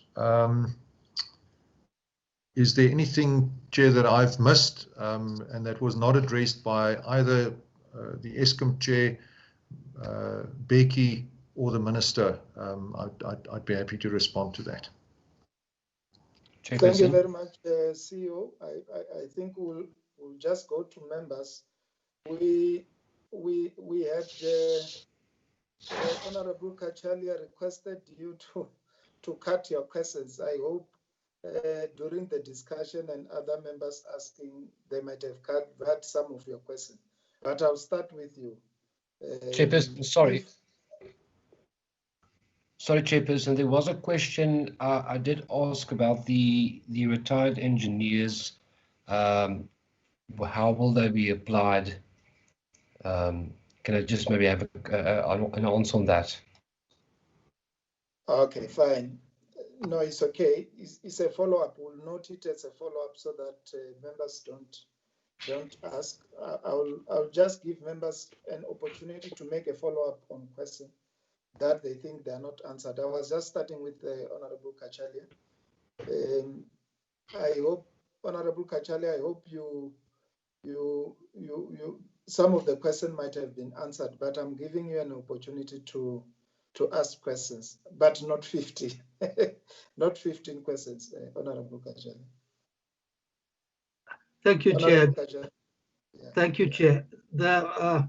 Just as a matter for the record, the 8 or 9 questions I asked previously in length and time were almost equivalent to many of the other submissions and questions that were asked by members. I just happened to say I had 8 then and some to follow now. Let me continue with what I had to follow since I cut them down and they were important. This has been partially asked, but with regard to the divisionalization, we need to know when are you going to release details of the divisional balance sheets and why has there been a delay? That has not been answered. And also why there's a particular absence of any timelines for divisional separation. So could you provide clarity on that? Then it seems that in the balance sheet restructuring, something like 250 billion of debt is set to disappear. Where to? To the PIC funded by the GPEF? This will still need to be serviced. At what risk and who carries the risk? As I read the roadmap, it seems to be based on bailouts. Surely this will need to be based on competence instead. How much of this of the work required to deliver on this is going to be contracted out and at what cost? In respect of design changes to increase boiler size, civil structures will need to increase. Boilers, as you know, go up to 80 meters in height rather. Who's going to do this? At what cost? Who will run these? Who will fix them when things go wrong, as they have and will do? Much of the 450 billion debt that Eskom sits with at the moment came from new build. All the previous boilers went to Hitachi, and the turbines all went to Alstom, now GE. Now you're working with EPRI and Hitachi on design, the same Hitachi that got burnt in Europe to complete construction of defective build. Why these OEMs? I appreciate that Eskom's preferred approach is first to find a BEE partner and then OEMs. Cost effective as that is not, but why the same folk with cost-heavy structures who got us there in the first place? I mean, there's an option to look at places like Korea, who are far more nimble and fast, but I'd like an answer on that. Before lockdown, you planned for 33,000 megawatts. 13 years ago, it was the same, which says that where there wasn't much growth, there was no growth in the economy really.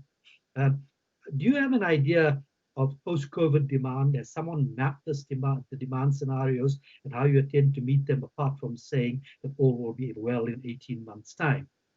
And finally, as long as your money... Finally. And as long as the money keeps coming from bailouts and balance sheet restructuring, you can continue as you have per plan with notable caveats. What happens in 18 months' time if we're in the same place or worse, perhaps, in a worse position financially or operationally? Who will take responsibility? When I see tables of 2019 targets being met, I see bonuses. What targets can be sworn by? Are these bailout based or cash flow based? And if it's the former, how will they be repaid and accounted for? I thank you. Thank you very much. Honorable Malinga. Thank you, Chairperson. Greetings to the Minister and the colleagues and the department and the acting CEO of Eskom. Chairperson, let me welcome the presentation of the unbundling of Eskom. But Chair, can I check with the acting CEO? How much or how far has the process of unbundling taken Eskom? And which stakeholders have given feedback on this process?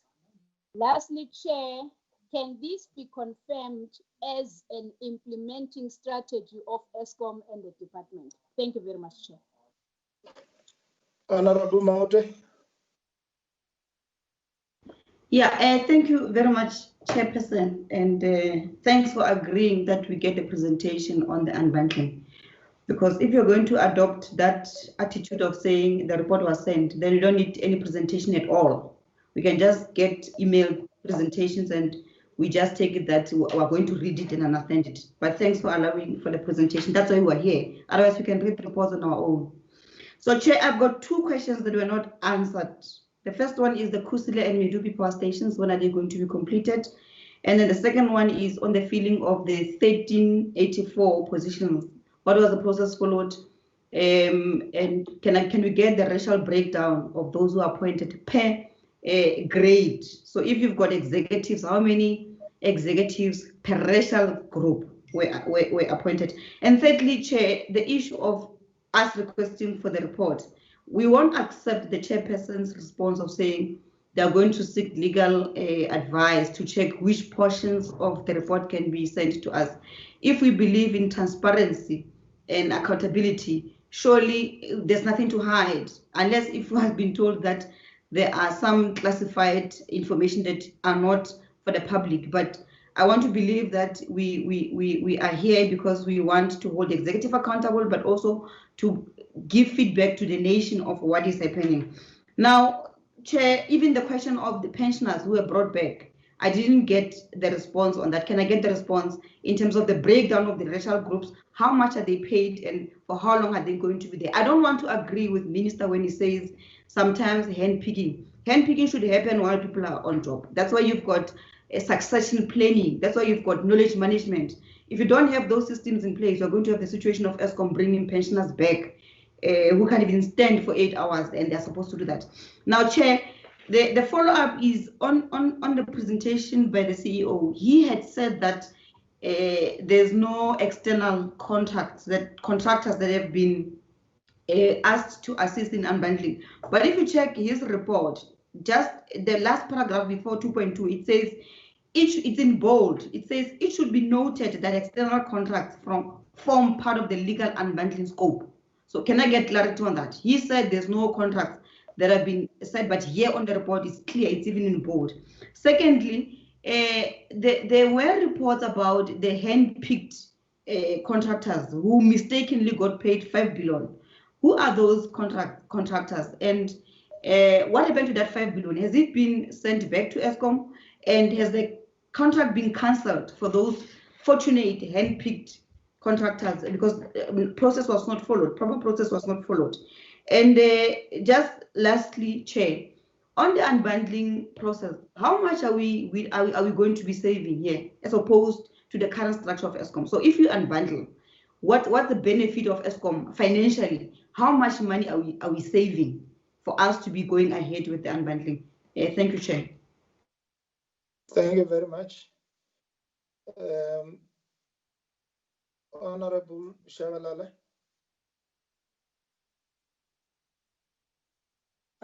Thank you so much, Chairperson. Before you speak, I didn't see any other hand. I'm not sure whether there is another hand. Okay, yeah, you can continue. All right, thank you so much, Chairperson, for the second bite that you are affording. Look, I want to ask a question to the Minister. Eskom key cost drivers over the last past 10 years have been around coal prices, personnel, coal prices, ranging to 500%, personnel to 300%, and the interest on debt has been over 1,000% this annual.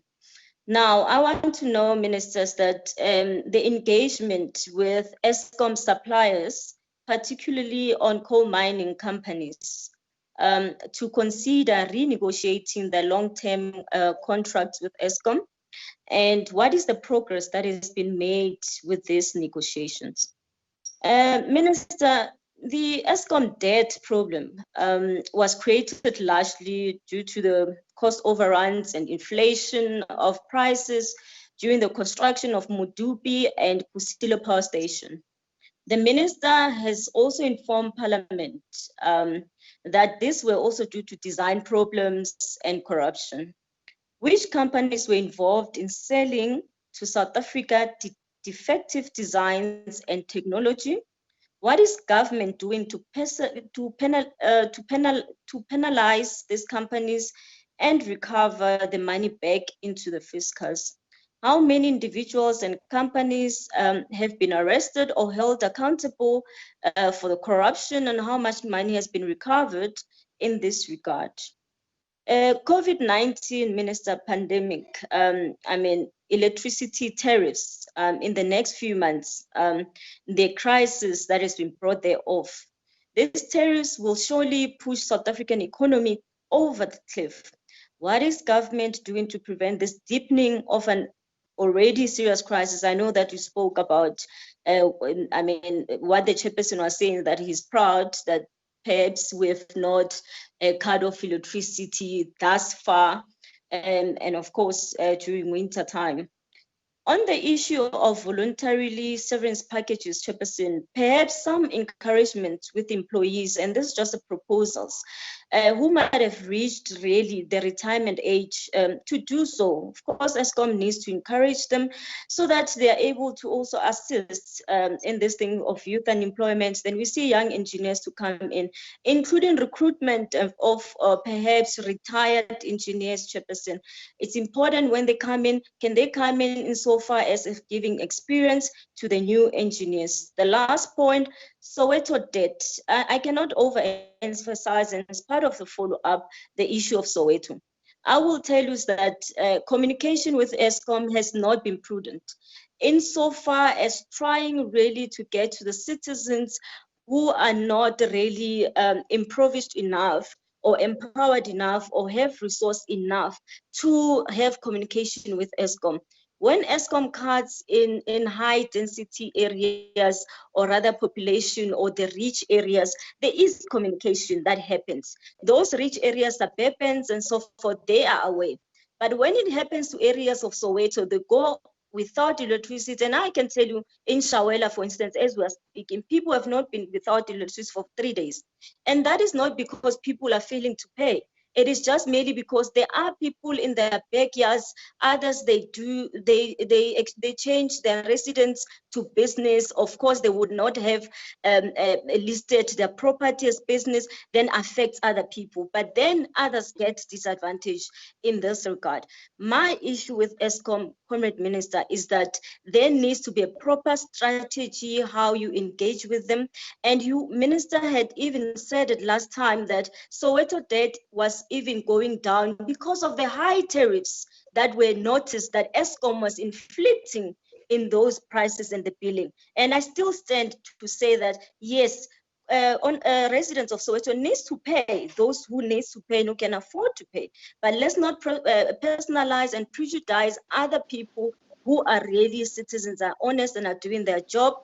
When we do municipality debt, Minister, let's also try to have a data analysis of a private debt in South Africa, be it on industries or companies, big companies. What are they really owing to Eskom? Most of the time in our presentation is about municipality debt. Can we really get what private is really owing to Eskom? Other than that, thank you so much. And I think, Chairperson, moving forward, this is quite important. We need to have more engagement with Eskom, and we welcome the new management of Eskom, including the Chairperson. Don't you switch off lights during winter time. COVID doesn't want cold surface, Minir. I thank you. Thank you very much, Honorable Shabalala. Honorable Minister, I'm giving you the opportunity to respond. If there are questions that cannot be responded to now, I think it will be important that they are provided in writing, because you might find that other questions that were raised by members require details which you might not have as we speak now. But I'm affording you the opportunity to respond. After your response and your management's response, I'll hand over to my co-chair to close the meeting. But before you close, co-chair, we have got the meeting of the select committee will remain. So you must not close. You close and go. The portfolio committee and select committee remains for for other business of the Select Committee. Honorable Minister. Thank you, Chair. May I request that the Eskom management responds first, because much of this is about detail that they will have, and then I will round up, Chair. Thank you very much. Yeah, that's fine. Can I make 2 points, Chair, before the management gives you the details? First of all, the world is occupied with a lot of doom and gloom there because of the COVID pandemic. And as Eskom, we should try and provide and reinforce hope within the people of South Africa. And it is in this context that I really want us to emphasize, even to yourselves as the Parliamentary Oversight Committee. Let's give our nation hope and something positive to live up to. The second point I want to make is to Honorable Ompile. We will provide you with the report. We have nothing to hide. We live in a transparent democracy, but we also have to operate within the law. So we will follow the law in order to provide you with the report. At the end of the day, you will get the report. That's my contribution. By when, Chairperson? CEO, the minister is still responding. No, I wanted to say the chair confirmed that they will send us the report. Can we have the timeline when we can expect it? I will do it as soon as I can, but I can assure you it will be sent to you. But as I say, we have to follow the law like everybody else in the country. I will do that. You will get the report. No, fine, Honorable Chair. CEO. Thank you, Honourable Chair. If I can start off with the issue of the retired engineers. So Eskom received an unsolicited offer from a number of previous Eskom employees. This was publicized following the publicity surrounding this.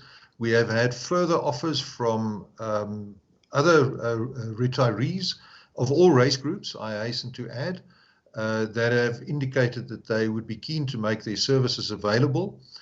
We have no desire to pay anybody for these services, so we are still doing resource planning for our project, and to the extent that we require resources and to the extent that we are able to use some of these volunteers who have come forward and very graciously offered their services, we will see how we can make use of those services, and we will obviously take the demographics of the volunteer group into account when we proceed on that. But at this point in time, we have made no further progress on this matter. The issue of the retirees is on hold. If I can then respond to the Honourable Kachalia's comments around the balance sheets. Yes, the balance sheets and the apportionment of the debt is a challenging issue. This is not a simple matter. It also relates to the capacity of each of the individual divisions to service debt, their asset bases. What are those asset bases worth? What revenue can be generated from those asset bases? So there's a lot of detailed financial modeling that has to take place.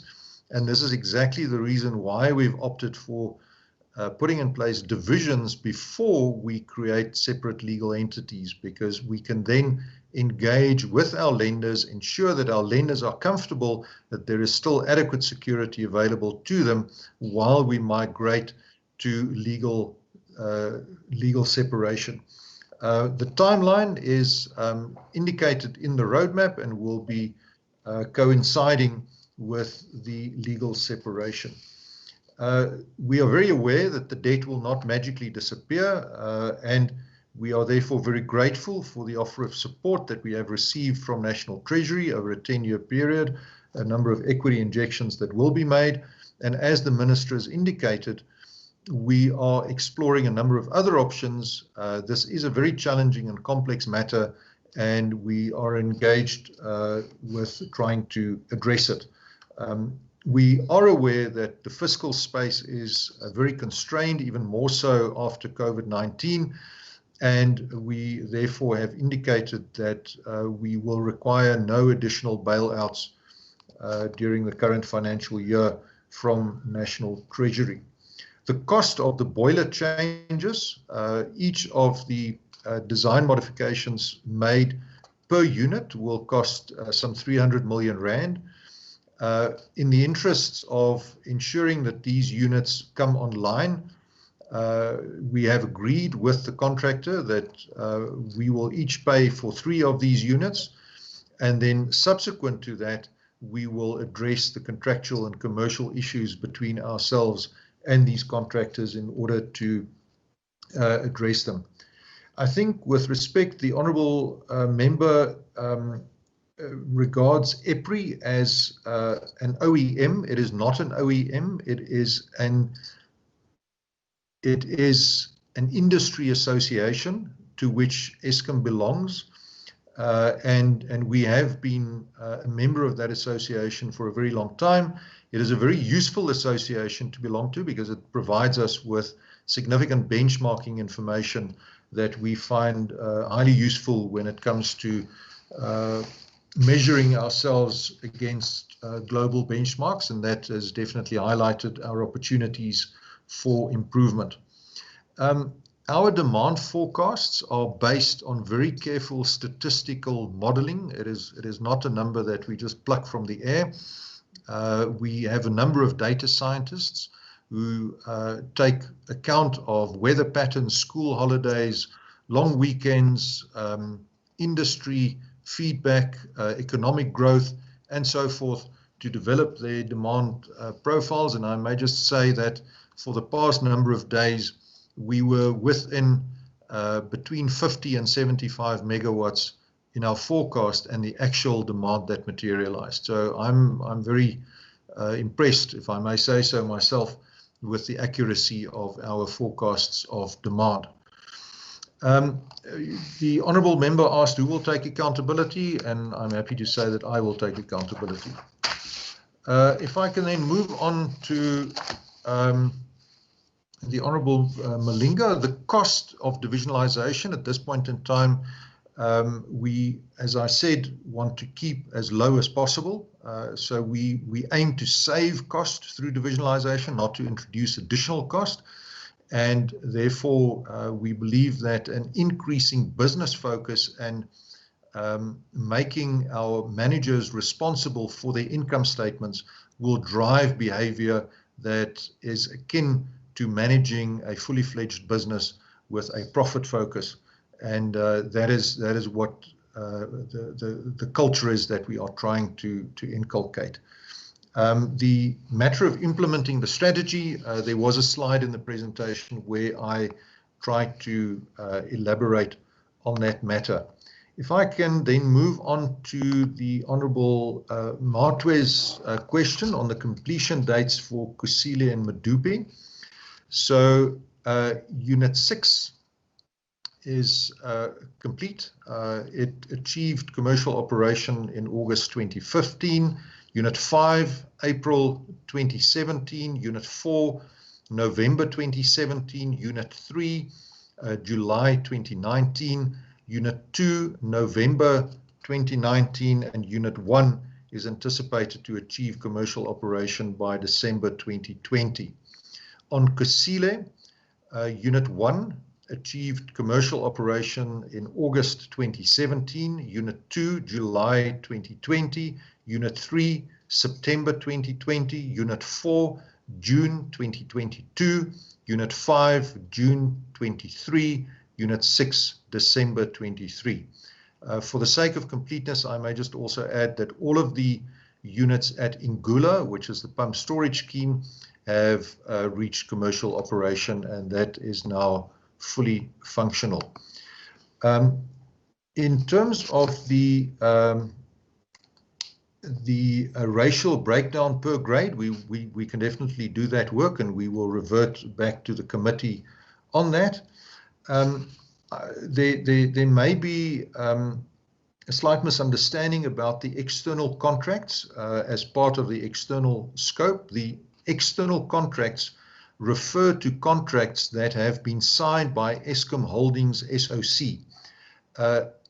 If we are to embark on legal separation, it is clear that not all of the contracts can continue to reside in Eskom Holdings SOC, but will then eventually have to move to the distribution company, to the transmission company, and to the generation company. So these are the external contracts that we refer to that then have to be assigned, obviously with the consent of the counterparty, to the new legal entities that we intend to set up. The narrative that has arisen of late on social media that there is a 5 billion mistaken payment, I'm not quite sure where that comes from. No such payment has been made. The 5 billion that was referred to, and we issued a media statement in this regard yesterday, was a payment made for Tegeta, and that is a claim that Eskom has against the business rescue practitioners, and we are pursuing that claim, obviously in conjunction with other parties. As you know, the Tegeta company is now in business rescue, and we are having to compete with other creditors of this entity to try and recover what money we may. But that is the origin of the number of 5 billion. There is no 5 billion accounting error or erroneous payment or anything of the sort. If I can just clarify that matter. And then on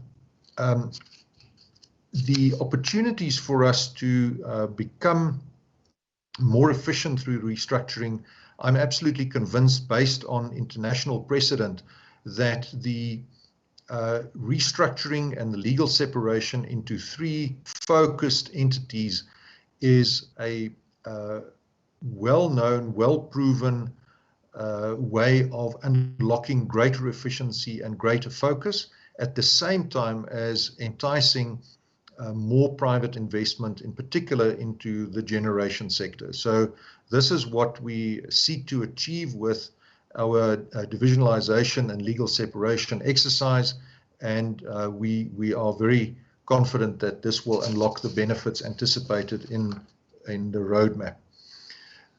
The progress on the renegotiation, question raised by the Honourable Chabalala, I believe that my colleague Mr. Nkumalu has addressed that one. The Eskom debt, you are quite right that the new builds have arisen or have played a significant part in the debt that has built up. The defects that have taken place are obviously very unfortunate, but now that we have these units, it is up to us to repair them, to fix them, and to make sure that they are serviceable. There are a number of contractual negotiations going on with those suppliers and those vendors in order to resolve warranty claims and performance guarantee claims that we are trying to resolve.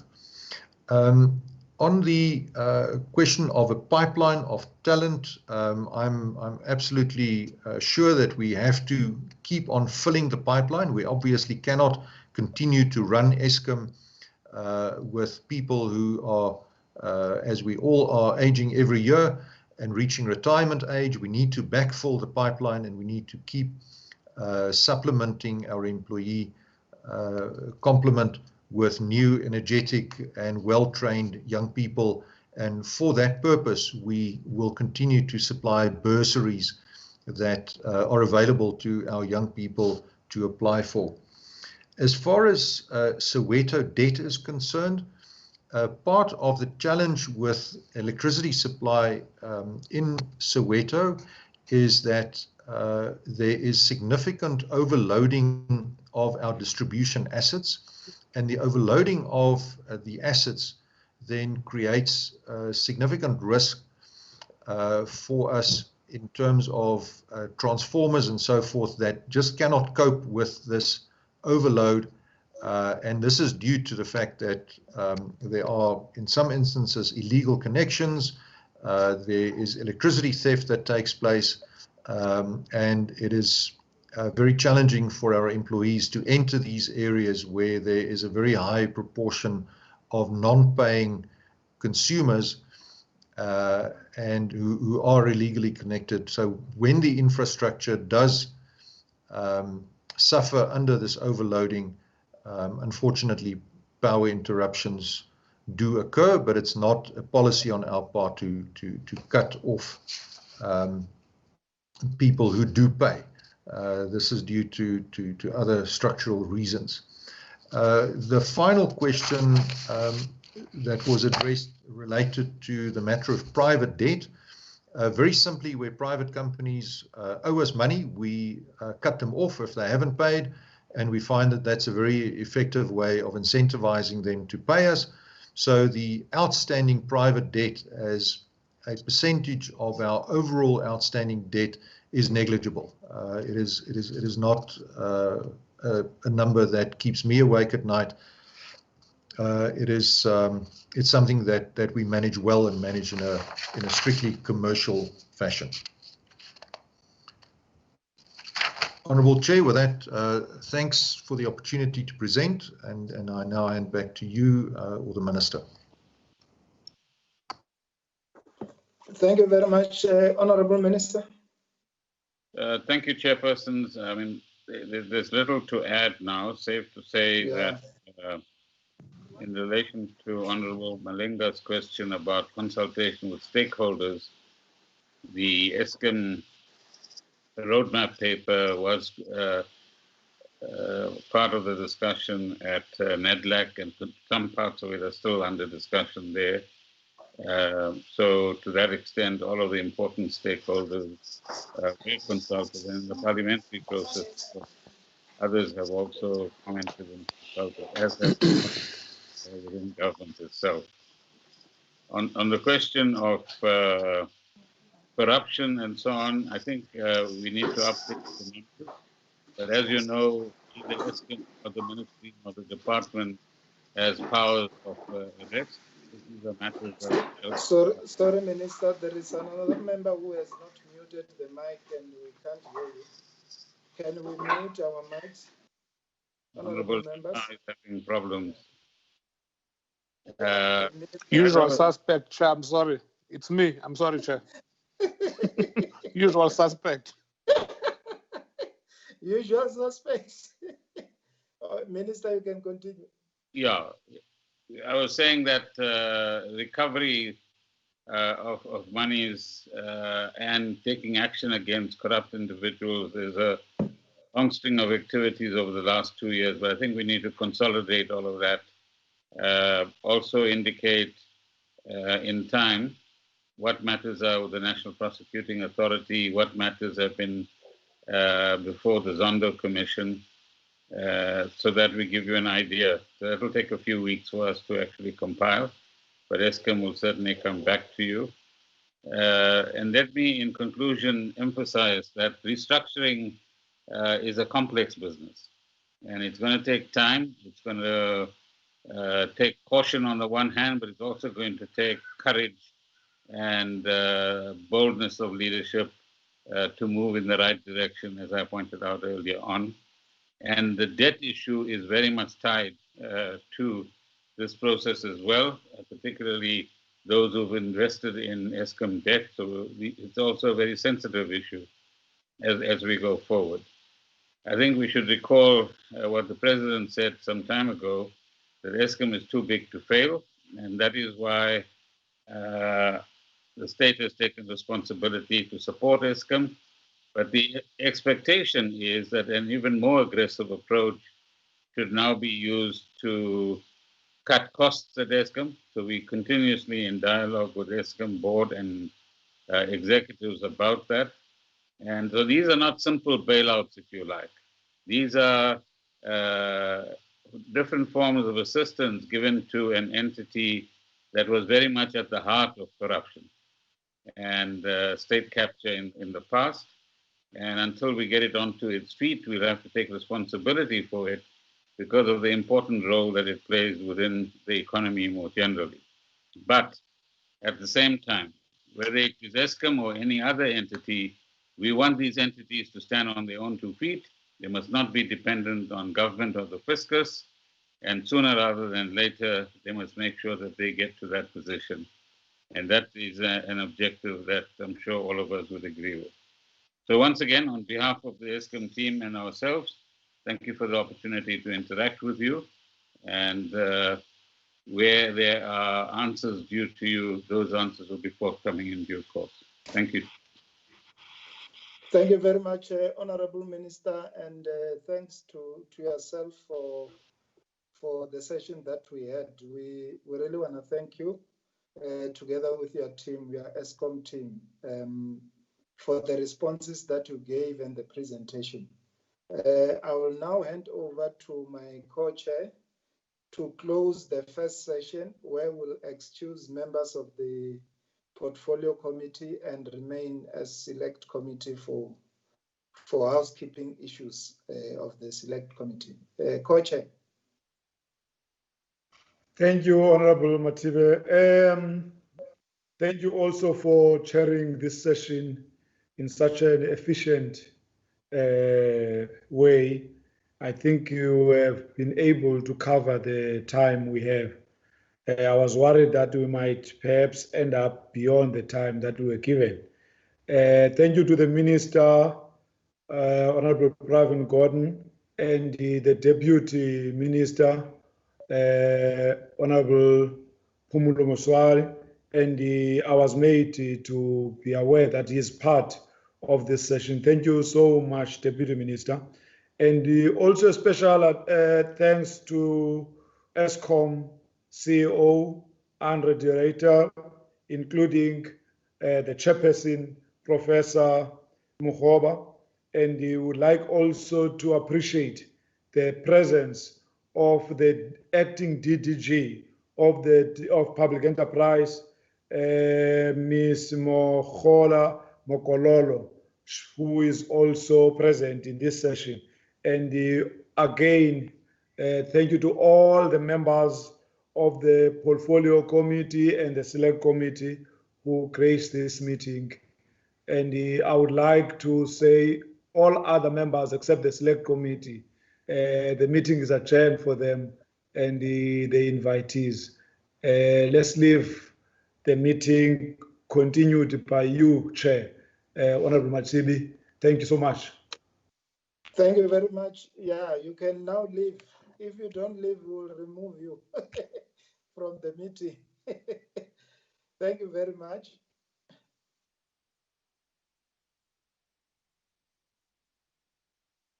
Thank you, Chairperson Matibe.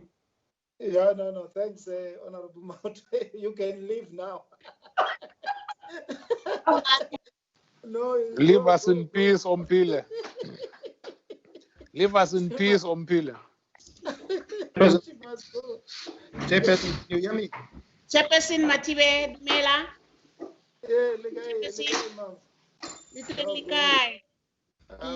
Chairperson. Very busy today with members' interest meeting. Late today. Yes, I saw you joining. I said, it's unfortunate you missed a lot. And ways. No, fine. As long as you have joined us. Yeah, Nekilko meeting in Wadi members' interest. I can't really the Cape Town. Chairperson? Yes, Honorable Nana. No, it's Member Arnold's, yeah? Oh, Member Arnold's, yes. No, I just want to check now if I am audible because I have difficulties with my connection. So I just want to check now if... We are very audible and we can see you. Okay, sharp. You are audible and visible. Okay, thank you. All right, no, fine. Thanks, honorable members. I don't know, Loli, if you can check for us, are we now only, we don't want intruders. The IT people can please take out members from the portfolio committee so that we remain with select committee members. There might be members who are unable to get out. Loli? Hello, Chairperson. Yes, can you speak to IT so that they assist those members so that we don't take a lot of Okay, time? I'm trying to contact them. Honorable Kachala is still on. Yeah, I see them. They're unable to get out. Can they be assisted to get out of our meeting? Yeah, he's out now. Okay. Mm.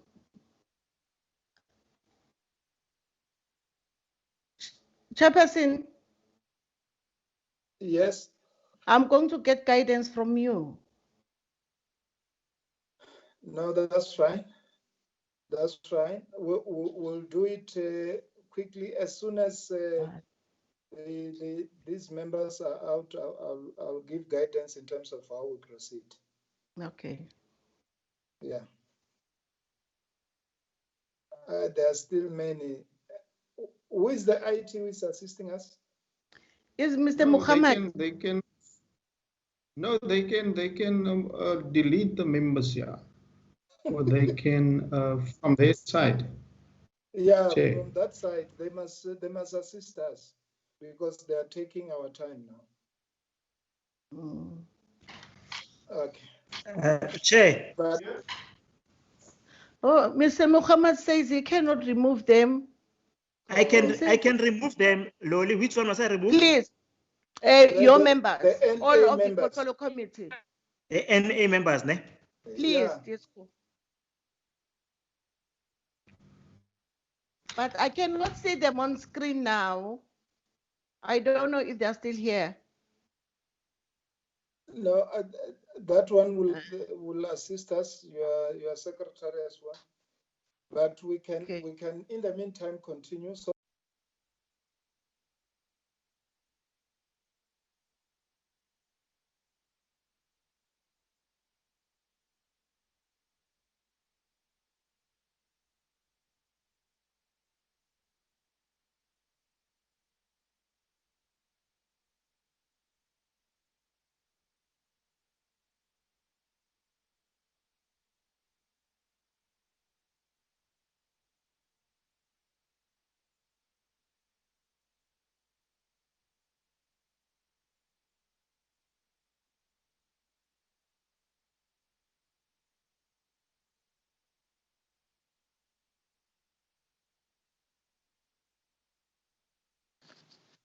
No, it's fine. We can go through the recommendations. Can we just check now who is present here of the committee? Are we correcting here or what?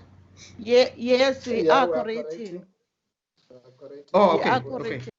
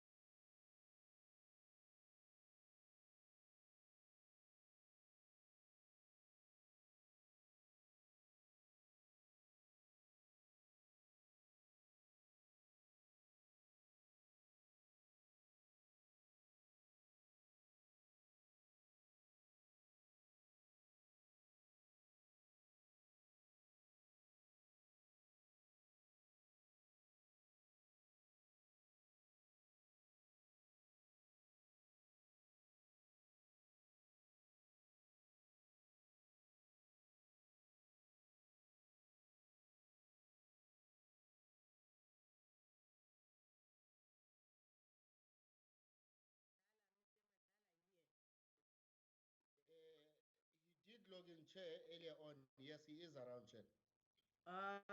Yeah.